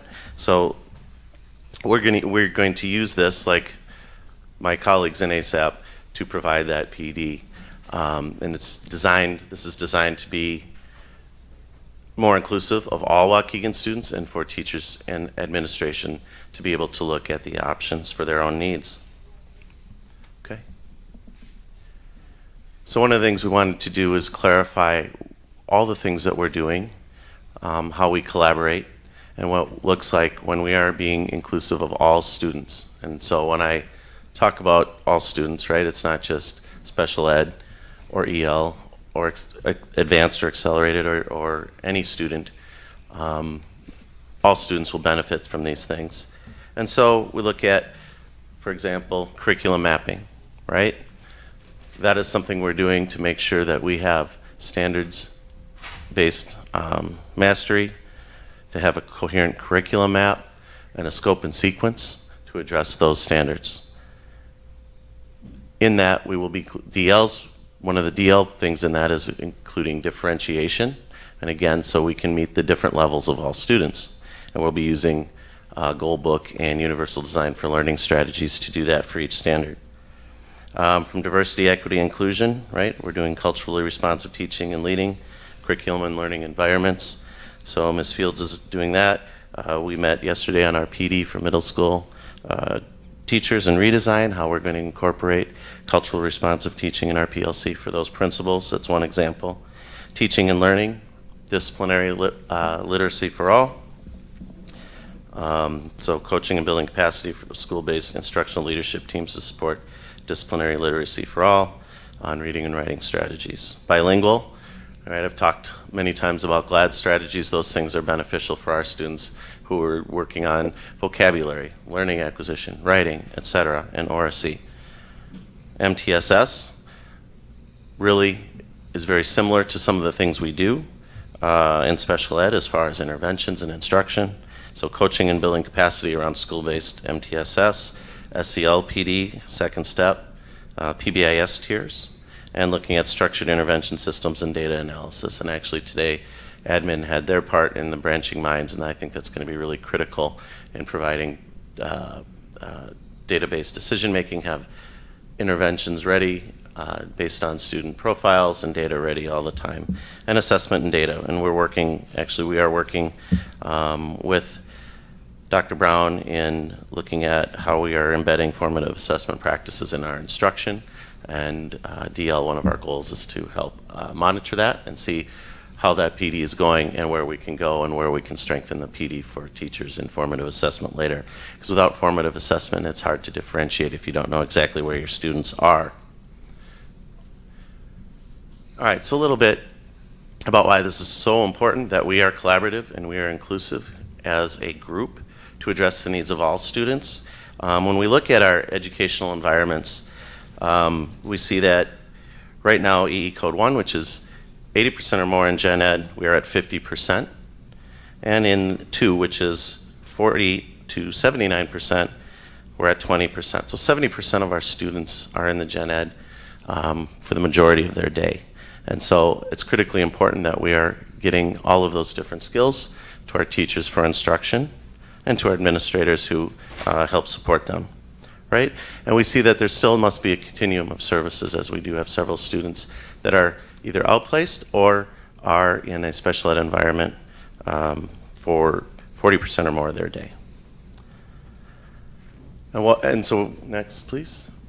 Talk about the continuum of services. And so one of the things that we have to talk about is that special ed is about service provision. And we talked earlier in my previous presentation that it's not necessarily about place. Places are important because certain services needed to be presented there. And so we see, much like our MTSS or old PBIS, RTI tiers, right? We have different levels of intensity. So general ed class with supports, right? So that's core instruction, core standards with extra supports, and they can have a lot of things that are in the IEP or are appropriate for different students. Differentiated instruction, consultation, accommodations, modifications, supplementary aids, periodic classroom support are all things that we might see in that green part. Right? And the second, special ed support in the classroom, so it's core, and then plus, you might see co-teaching, paraprofessionals, integrated related services. So say a speech path might go in and co-teach on vocabulary, addressing the needs of their 1 to how many students they may have in there, as well as help, say, our EL students work on vocabulary and language acquisition. See direct instruction, right? In universal design, you might see that small group of direct instruction based on our formative assessment and differentiated instruction. And you'll see individualized interventions as well. And also the continuum, it's important to understand it's never going to be 100% in EE Code 1. We could, but the resources would be very immense and it would take years and years of building. So we have to have direct delivery of related services at time to get those foundational skills for students. We have pull-out and resource interventions where a student might have their core instruction, but that's that, when they say core plus more, they go and get their specific targeted reading intervention or math or writing. It might be executive function skills. It might be working on, it's more of the related service, but the social emotional regulation. And then supplanted or modified instruction. So modified might be our core curriculum, but it's so heavily modified that it may not look the same as it would in the general classroom. And supplanted would be supplanted curriculum, meaning it is a different curriculum materials or different curriculum than they may have as the rest of the students do, based on their disability. And so we see that with alternative assessment, the DLM, essential elements that certain students have every year. All right, so this next one, so we want to make sure that this is inclusive. So this is an example of how we're building our internal PD calendar. And so you see, right, we're providing, we want to provide using AAC devices because we know that's not being used as much as we would like to see, and we want to make sure staff has that. So we have plans to do that. The co-teaching, which is I'll talk about in a moment, is embedded. Doable differentiation.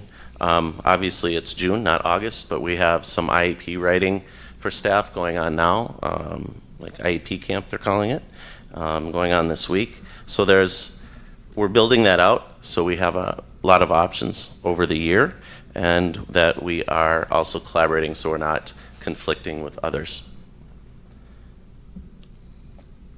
Okay, and then so if you remember the one-page menu, right, when we have, say, inclusive practice, you click on the DL inclusive practice, it'll bring you to this development menu. And so this is a screenshot of what we're building. And so Infinitech is a assistive tech, speech, language group, consortium that we belong to as a member district. And they do have live workshops that are, I've never been to one that wasn't top-notch.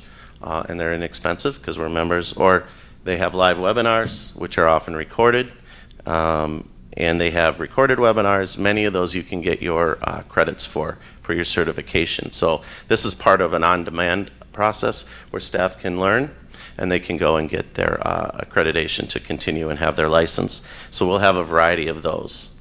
And then we'll look to see if we have our own on-demand videos. We'll see how we can do that. I don't know if we'll be able to get the credits for that, but that's something we want to look at, and there would be some test involved. We'll have to work with Ms. Frank. Co-teaching. This has been ongoing for, it'll be our 4th year coming up, and differentiating, meaning some schools had been doing it, some had been starting, some wanted a refresher, and some had never really had any formal training. So our goal was to get every school, and principals were offered this training for the teachers, gen ed and special ed. We have ongoing support with instructional coaches to support.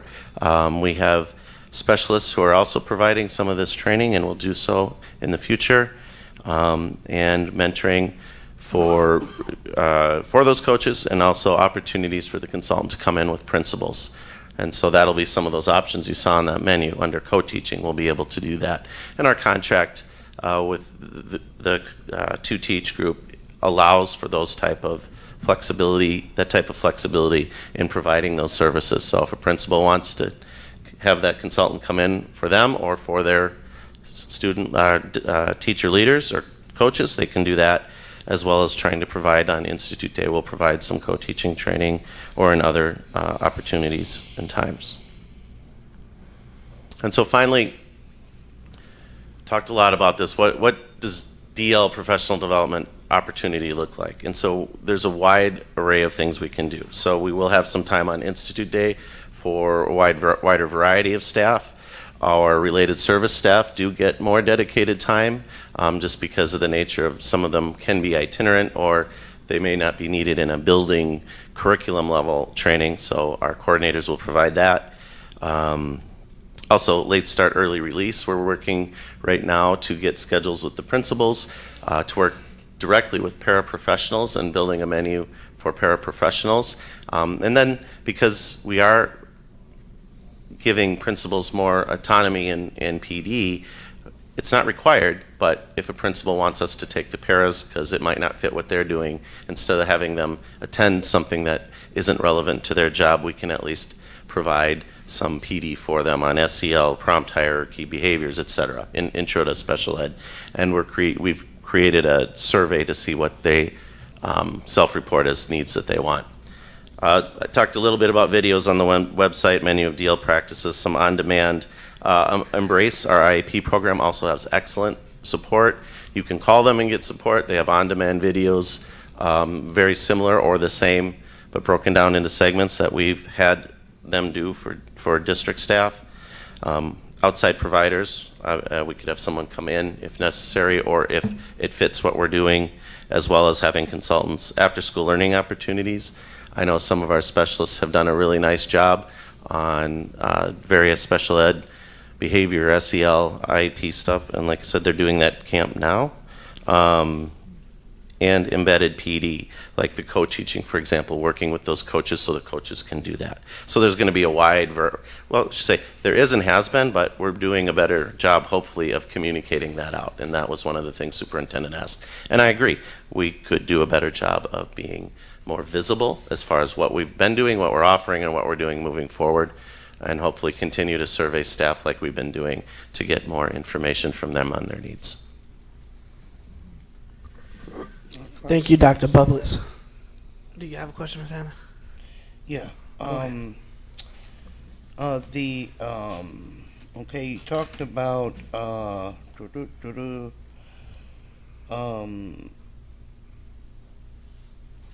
are you, I guess my question is, first let me preference what I'm gonna say with this.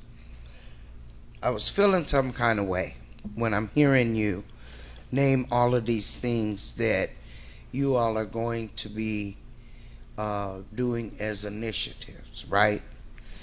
And I'm going to have to kind of pull rank a little bit, not in all the sense of the word, but we had the Taj Mahal, if you will, of special education in Waukegan School District.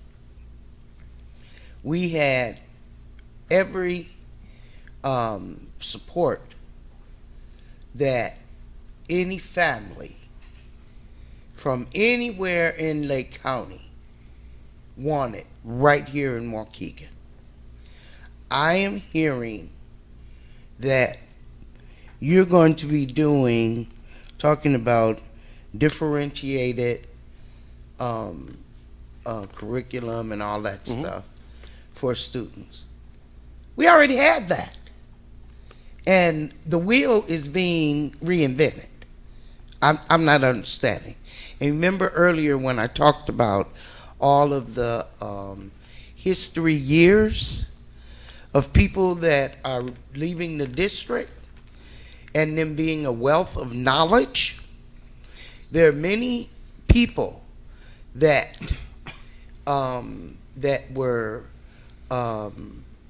taught, that were PD'd, if you will, throughout the years under Robert Abbott and Mr. Vickers, who happened to be the gurus of special education nationwide.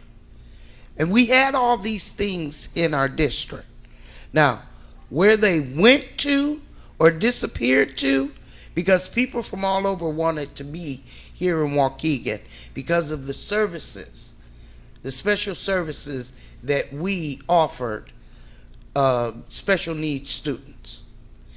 And I am hearing that you have directed many of the categories of our students to be moved from different elementary schools. Could you explain that? Well, first on the history, I think you're right, Ms. Hannon. I can't speak to what happened, but it's my goal. I have high expectations for what we do, and I want Waukegan to be the best in Lake County, if not northeastern Illinois. I do not accept anything but that, or striving for that. So I appreciate you bringing up the history, and I think we should come back to that. And you guys should look to see if any of his documents are available somewhere in our special education. You guys call it diverse learning. I came up under special education. Same difference. But somewhere in that department, there's a wealth of knowledge that would not only first and foremost help our students that are in special education, but would also help you all in trying to figure out where you all need to go. Because, see, basically we've already been there where you guys are trying to go, and now we have got to kind of, it kind of disappeared. Now we trying to get back to where we were before. Agreed. Thank you. We'll look and see what history has to teach us again. I appreciate that. And as could far you as answer me, my question? I was Yeah, just going to remove answer it. that. Yeah, Yes. okay. As far as me directing students to be moved from building to building, we make individual choices. That was what my previous presentation was on, based on data, to do what is right for the student. If that means teams make a decision that has a student that has to move, whether it is to a more restrictive environment or a less restrictive environment or a homeschool, then that's a decision that will need to be made. I've also instructed teams who are working on transitioning their kids from non-CAT to more individualized based continuum of services, that if a child's in 4th or 5th grade, don't just transition them to homeschool if they're in a program. Think about offering the parent what they want, and we don't want to transition a kid for 5th grade and then transition them to middle school. So I don't think that there's any directive to say this child needs to go there. What I have asked is for us to be more targeted and more intentional when building IEPs and services for students. It does not matter to me if a child is in a high needs, multi-needs, low incidence class, or is only receiving accommodations and modifications in gen ed. It doesn't mean anything to me. What means most to me is that we continue to strive for better data collection, data analysis, so we can build better present levels and goals and give them the services they need. the kids and- as you said, some reason we've gotten away from that. Okay, I hear you. The data speaks for itself, but we need to get back to that. And some of that data says we need to address Tier 1 instruction, and DL will support that, just like my colleagues are supporting our DL kids. And that sounds good and everything. I do want to know, however, are the students improving? And when they are being transitioned, what we used to use the term, transitioned into the mainstream classrooms, are supports following them, where they're not just being thrust into a gen ed classroom and, okay, gen ed teacher, here you go, we got this deal student we're going to give you, now you handle it, you figure it out, and hopefully he'll do well. It is That's why I put the slide on the spectrum of services, continuum of services. That's what should be happening. If they should get that accommodation or that para or co-teaching, we'll just say push in, could be co-teaching, might not. If that's what's required for them to be in the gen ed room, then that's what's required. And if it's not happening, okay, let me know and we'll see what we can do to support. I don't want, let's be honest, say I'm being selfish. It does me no good to have children pushed in with no support. I'm not being selfish because I care about the children. We need to provide them the best services based on their individualized data that we can. All research points to being more inclusive, but not 100%, right? We're asking to be more individualized and intentional and targeted in our services and instruction and intervention. So part of that is helping our general education teachers learn how to differentiate for all students, because that will help all students, EL, DL, or Gen Ed. And so I would say, I can't tell you if it's going to work right now because we're way behind in inclusive practice. Also, our scores are low across the board. And so I would say the current model is not working because the scores haven't grown in DL since before I got here. So if I look at models, the one model that decades of research has shown is supporting students core plus, whether that's a body, accommodations, direct instruction, or some pull-out. And so, yeah, I hope to see that, and we're getting some good new tools for data collection, and hope to come back in a year and 2 years to say, here's where we're at. Here's where our strengths are, here's where our deficiencies are, and here's how we're going to support to continue strengths, and how we're going to look at our deficiencies and support them. Because that's how we have to do that cycle, right? It's a continuous cycle of improvement. And so I see. I'm almost done with my sentence. So that's it. Yeah, that's good. Yeah, I just want to make one last comment. Yeah. Okay. What you just said, okay, sir, with all due respect, that's where all of your history went out the door. All that stuff was being done, sir. Okay, I can't do anything about that, Miss Hannah. No, and I bring know. a pretty good amount of history myself, I hope. And I have an excellent team. And Yeah, the history that we have lost that would have been able to assist you with that. That's what I'm talking about. You know. I don't disagree. And so, you know. Can I just interject a little bit? I'm sorry, Ms. Gonzalez. I do want to be respectful. I saw your hand and heard you, but I did have Ms. Lindsay who was waiting patiently. If it's connected, feel free, and I'll just go after you. It's fine. Well, I just feel like this disconnect between because I hear what you're saying, Dr. Bubbles, but I also hear what Ms. Hannah is saying, is that we want to move forward and taking what we have historically learned from, right, or what has been previous best practice, and knowing that access now is totally different or moving in a different direction that might help our students more, is that what is sometimes hard to tell that story is the fact that we're almost, or at least when I view the presentations and I'm hearing you, right, we're talking about the strategy, we're talking about the how, we're talking about the method, and it seems like, okay, well, we know this, like we as a board agree that we want more inclusive classrooms, we don't want to isolate our students with IEPs, but the students that we are streamlining, are they doing okay?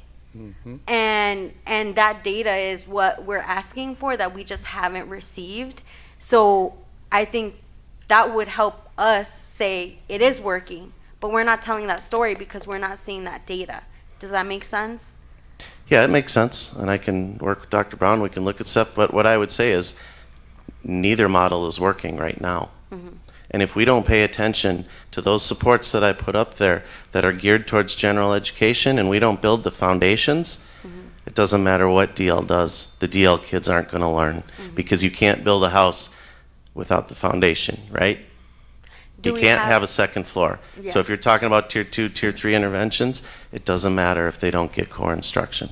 And that's what I'm trying to continue to support my colleagues and to get my message out. If we don't do that, if DL doesn't support that, it doesn't matter how wonderful a group of instructors and related service people that DL has, because they're not going to have the foundation. Mm-hmm. And it's not working. You're correct. I'm pretty sure I can dig up the data and show it's not working. Yeah.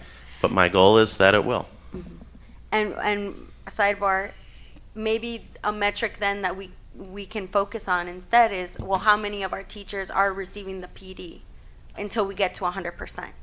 That's, because I think if it's not working, well, we got to be progressing somehow. You know what I'm saying? Like, we're spending money. So what can we say as that A to B movement? Mm-hmm. If it's not the students right now, because it's not going to happen overnight, and it might not happen in a generation, unfortunately. Well, it can happen with our staff, right? If we're investing in that PD. Mm-hmm. So just thinking about what metrics we can actually focus on that tell that story, so we're not just looking back, right? Certainly. I'm going to apologize. I shouldn't have said now, because I just got some data from Dr. Brown, and there are some areas where we are showing success. I'm just saying the recent history hasn't been great. So that's unfair to the teachers and the principals who have been doing this work. Okay. There are some areas where you do see some growth. Now I haven't parsed it out for DLEL, all that, but I want to apologize. I shouldn't have included it that way. Mm-hmm. Yep. Thank you. Ms. Lindsay. I do have quite a few, so apologies. So to Ms. Gonzalez's point, the question was, are the students doing okay? And I think we also need to make sure that we're asking the questions, are the teachers and staff doing okay, right? Mm-hmm. And I think based on this presentation, the goal is to try to get them to be okay as they're incorporating students into the gen ed classroom. I just want to be very clear for the community. I have a background in education, and I was taught inclusion practices and differentiated instruction, and I'm a huge proponent of it. It needs to be done right. It needs to be done well. And you have admitted we have not been on that track, and we're trying to get on that track. So some of my questions are where's the teacher input in this plan on what they are vocalizing they need? And are we also including our international teachers, whether they come from a SPED background or not, in those conversations? So we did survey when I visited each school and each DL department. We did embed surveys into there on professional development to get their input, many of which are on my list, and there were some great ideas that weren't. There were some that we had not thought of continuing that they were asking for or expanding, like structured teaching, zones of regulation. They still want to get that Orton Gillingham training, which is great because it aligns with Pam over there and her work. So we are doing our best to get all those voices out for the PD. So we are surveying them, like I said, with the paraprofessionals. We're surveying them to get their input on what is most relevant to you. And it can be a hard it can be hard to identify what is most relevant for paras because they might be in low incidence one year and supporting in gen ed the next, right? So we're doing our best to get that input. One example is low incidence. We're looking at, hey, we have a really good program. What can we do to make it better? And so Coordinator Luskin, he's looking at focus groups, and we're going to hopefully partner with McCall to try some new things based on our input and their input in a school visit that we did in the fall. So we're trying to get as much input as we can to do that. Okay, so a follow-up to that, the surveys that you put out, do you have a general idea of the participation percentage for those surveys? I have the total number of people who answered, but Not how many you sent out? Or everybody got an available access agenda to? with a link to the survey. So I think, don't quote me because I could be wrong, but I believe the one Your with the best guess, PD I'm not would be gonna hold around you to it. 200 pieces of data from different teachers. And they might have had multiple. I mean, I can look it up. Okay, I'm just curious And because some I want to make sure don't that partake. our district, I apologize, our district staff is engaged in this process because we need them to be engaged Yes. in the process. For one of the slides when it was going over the planned PD, I believe it's the PD calendar, correct me if I'm wrong, it looks like we have basically 10 instances of professional development that we have planned in the month of August. And it looks like only 3 of those have district staff either participating in the presentation or leading the development. Is that Sure. accurate? Good question. So some of the things, like I said, there'll be some on demand. Some we will be doing, but I think the key is then if you go to the beginning when we look at ASAP support for inclusive practice. When I came in, it was critically important to me to make sure DL teachers got PD on all of our curriculum and instruction, right? Which hurts doing specific things on, say, differentiating for DL students because of time. So in the same way that we want to include our DL staff in those things, right? It's important to have my colleagues in teaching and learning in ASAP also working to have practices that are going to work together with DL students, if that makes sense. So we do some things for all. We collaborate with ASAP and teaching and learning for those items, but we may not, we're not going to be out there doing GLAD training because that's an EL thing. Right. But we might do accommodations, meaning provide it. Yeah, Not, provide it we for might EL, but if participate, yes, we want, Tier 1. we've Right. participated with that, but it may not benefit a gen ed teacher to go to training on building a behavior and intervention plan and running a FBA, a functional behavior assessment, right? So we have very technical niche kind of things, but things like differentiation, accommodations, modifications, those can be beneficial for all. And so that's why we're injecting our piece into the curriculum maps. So if I could have my own 2 days of Institute Day, I would, but that's not practical, and it may not be targeted and intentional, right? So you're right. They're not, and it's only a partial. It's not for everybody, Right. but we're balancing, various related services, specific low incidence stuff, behavior stuff. And then that's why I rely on my colleagues to provide that good training that's going to help all students, right? I can't do it without them. And on the international students, I am working with Mr. Figueroa on having some time, more time or earlier time on providing some PD for them, right? We're a little bit at the mercy for some of them at the State Department, but we have asked, we said, if you can get staff here early, we'll provide 5 days. We got enough. It might be overwhelming, 5 days for them, but we'd love to do it. And just to touch on that, just for the public watching, you said international students. I think you meant international teachers. You're fine. It's been a long day. Whatever time. I just want to make the record clear so we You're have that correct. clarified. You're I fine. apologize. No, I've misspoken before too. I just want to make sure that, even in your own words and what we see in the district, we do have great staff in the DL department. We do. And if we're going to keep and retain people, we need to allow them to shine with their expertise. So as long as that's going to be built into the programming, those who are strong in their areas are able to present or provide connections to other people in the Lake County area, Illinois, or nationally that are experts in fields. As much as we can locally highlight our people, the better. That would be great. Yep, I'm all for it. So one thing that was also mentioned that I have concerns on, when you talk about executive functioning, is that going to be development for all staff or just the DL department? That's a hard question because when I think about kids with disabilities, it can be much more extreme, right? I know Deputy Cesario and I have talked about how we do that for all, and it's been an area that we've looked at for all. So that's a tough question. Can we email or something offline? We will do things that are very much more specific for students with disabilities, right? There are things that we should be doing. Some of those will come through UDL and differentiation, right? Modifying tests, etc. I don't have it all in my head right now, but there are things that will apply and are good for all students. But I'm thinking about how you're building task lists, how you're helping to facilitate independence and regulation on, right, self-check, or even the little buzzer. I don't think we use it much, but every minute it's a self-check. You time it. Building those skills using study guides, using for writing. See, it's been a long day.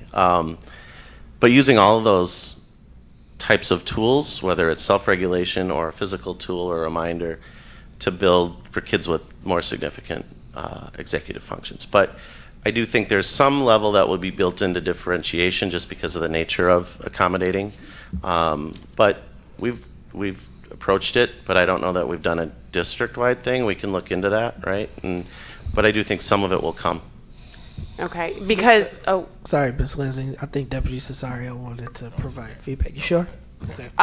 The reason I bring up executive functioning is, it's my belief that a lot of students go undiagnosed for being a diverse learner, and executive functioning is a skill that everyone needs, and I want to make sure, and it sounds like it is on the cusp of happening, if not fully happening, that our entire student population is getting supports in this respect. So we were focusing on that primarily at the middle school level, especially because that's where it becomes most pronounced, especially amongst males, with organization and other pieces. And so that's where we had started with that initially. Okay. Thank you for that. And then tied to that is also conflict resolution, right? If we have good conflict resolution skills, we are adding to the safety element of our schools and even on a smaller level of the classroom. So is there going to be some professional development on how to do conflict resolution when we have a DL or an EL learner having a conflict with gen ed? So that's I'll let you go. Can I just interject real quickly, sure. and then we can just... So some of those are built into some of the SEL programs like First Step. And so when Dr. Bublitz was speaking earlier to your question, that's really part of Tier 1. A lot of what we're talking about is part of Tier 1. And so some of them are, especially with the executive functioning piece, with diverse learners, you're kind of hyper-focused on maybe one or two areas depending on what the diagnosis is. But just like you had mentioned, all students can benefit from the executive functioning piece. Just like all students, when we're talking about this foundation, and I like the way you described that, because that's what it is. We have to have this Tier 1. You can't do Tier 2 and Tier 3, and when I'm saying Tier 2 and Tier 3, we're talking about using that assessment data to determine what are the small group or small, what are the additional needs that these students might have that would require more supports, whether they have an IEP or not. And so those things, and that's why, under my tenure and during my time, that it was really important that we were really working hand in hand with EL, with DL, so that when we look at this, this menu of professional development, it's not exclusive, that they're interrelated. And to the piece about utilizing the talent that we have in our special ed, because we do. We have really excellent staff members, teachers, paraprofessionals. And so we did sit down with the leadership there, Okay. Tim Stevens, Margot, and her. And so we sat down with those folks and talked about how we could solicit input from the teachers to talk about individualized or small group sessions. And those were some of the ones that Greg and Dave had mentioned as well, that they led. And so want to expand on that, want to capture some of that on video so that we can have it here in-house, so that we can go back to what Ms. Hannah was talking about before in terms of how we were leaders across the country. The other piece, speaking to the Tier 1 piece, is, again, literacy for all. And I think that's a huge component, right? And so it really is. And so one last thing I'm going to say is that all of these pieces are really important. It's really also important to scaffold too, and to determine where not only where the expertise is, but how do we differentiate for the adults that are here? Because we can come and bring a number of initiatives all at one time, saying everything's important, but it's really important that we have this understanding that we're going to Build focus up. and that's exactly it.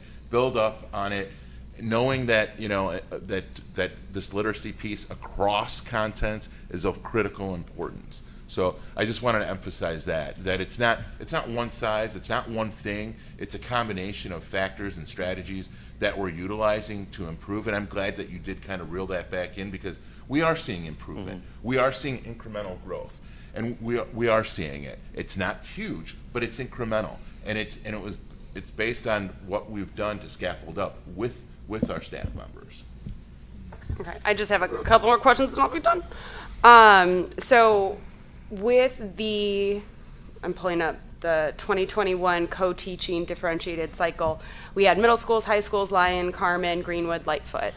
Have we circled back to them, because that was when we were all virtual? So their experience of this development is very different from the years after. That's part of the piece. We wanted to make sure that this was a part of a cycle, so they got the big training, the overall, and to be able to give the principals the opportunity to request consultants. Dr. Caesar brings the instructional coaches into that and brings some of the training into that as well, so that's that embedded piece. We don't want to say, here's your box of co-teaching strategies and go. That's no good. And co-teachers change schedules, so we have to continuously address it. So that was built in that mentoring and coaching piece. And I know he mentioned Tim Stevens. Tim has done, and some others have done some work in addition, like after school trainings. And so we want to hit it where we can have the teach folks, the coaching and consultation. We want to provide some live opportunities if that's what people are asking for. And then hopefully we'll get some of those things videotape, So like in recorded. an archive, right? So Yeah, that they can and go back then and review. they can access it whenever they want. Okay, last two questions and I'll be done. So with this professional development, what is your department doing to ensure that it's being implemented or done to fidelity? Where's the accountability structures to make sure that this is running as it's intended? So two of the things that we've done with some success and some areas that we need to address as far as facilitating it is doing some classroom visits. Okay. We have some tools for co-teaching and for formative assessment. So that's something that we've been able to use, and it's summer, so we're going to start looking at the data now. But we want to continue that. The related service folks are continuing to look at integrated services, and they work and they do it differently because they're different individuals, but looking at goals. So speech has a goal.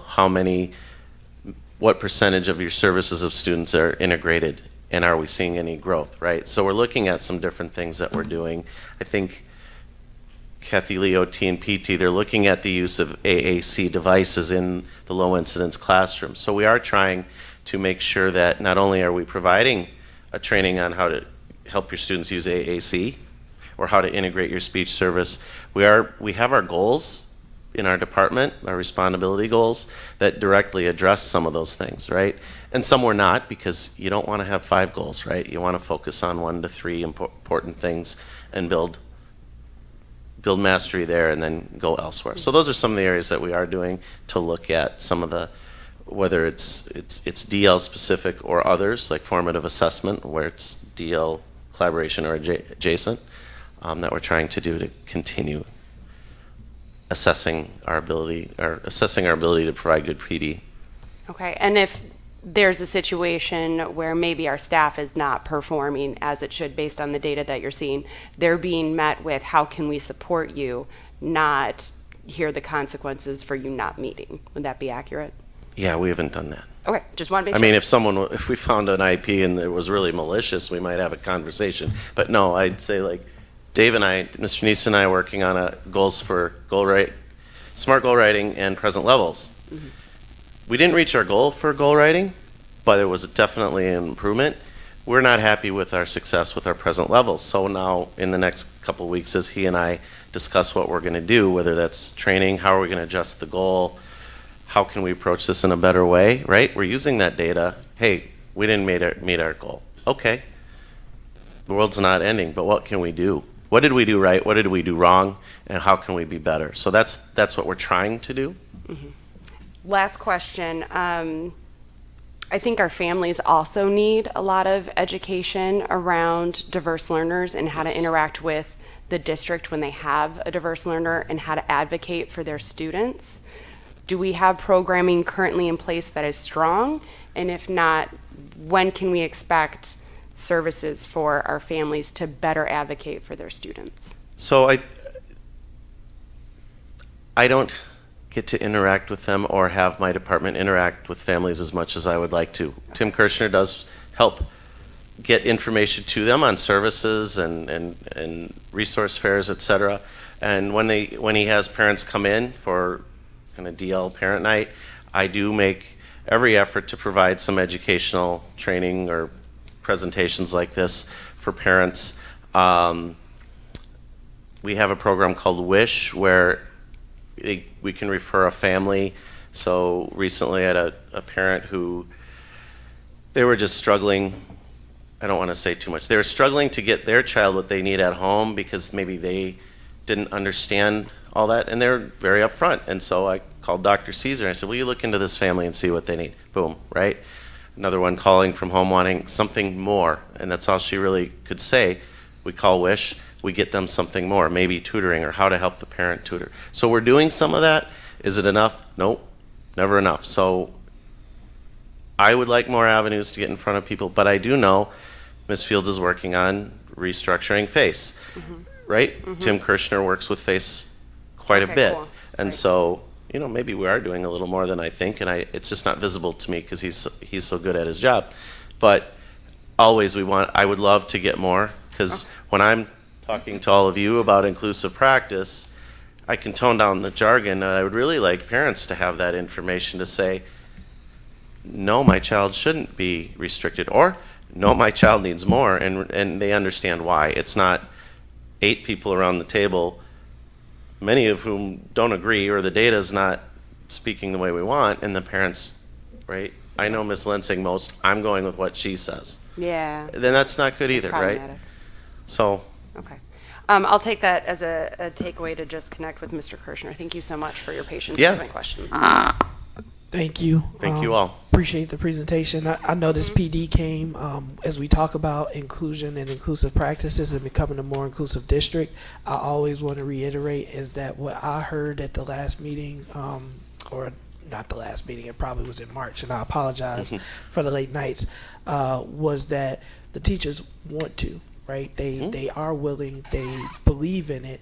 It's the how. And so what I'm hoping is with this PD plan, with making them more comfortable, is that they really legitimately understand the how, not the why. I think we have all accepted and understand the why, but we want to move towards implementation and feeling comfortable. And then to Ms. Gonzalez's point, is really being is watching the data, is what we're doing having the desired impact. So I appreciate the presentation, and again, sorry that we've had to hold it. I know it's 10 o'clock, but I did not want to have you wait till 9:30 and have us hold it again. So thank you, Dr. Bublis. With that, and I apologize, board, it's already 10 o'clock.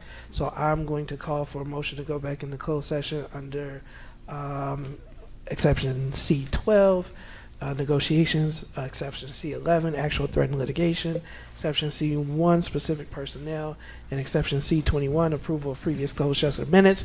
To the public, we will dismiss and adjourn right from there. No other board action will be taken.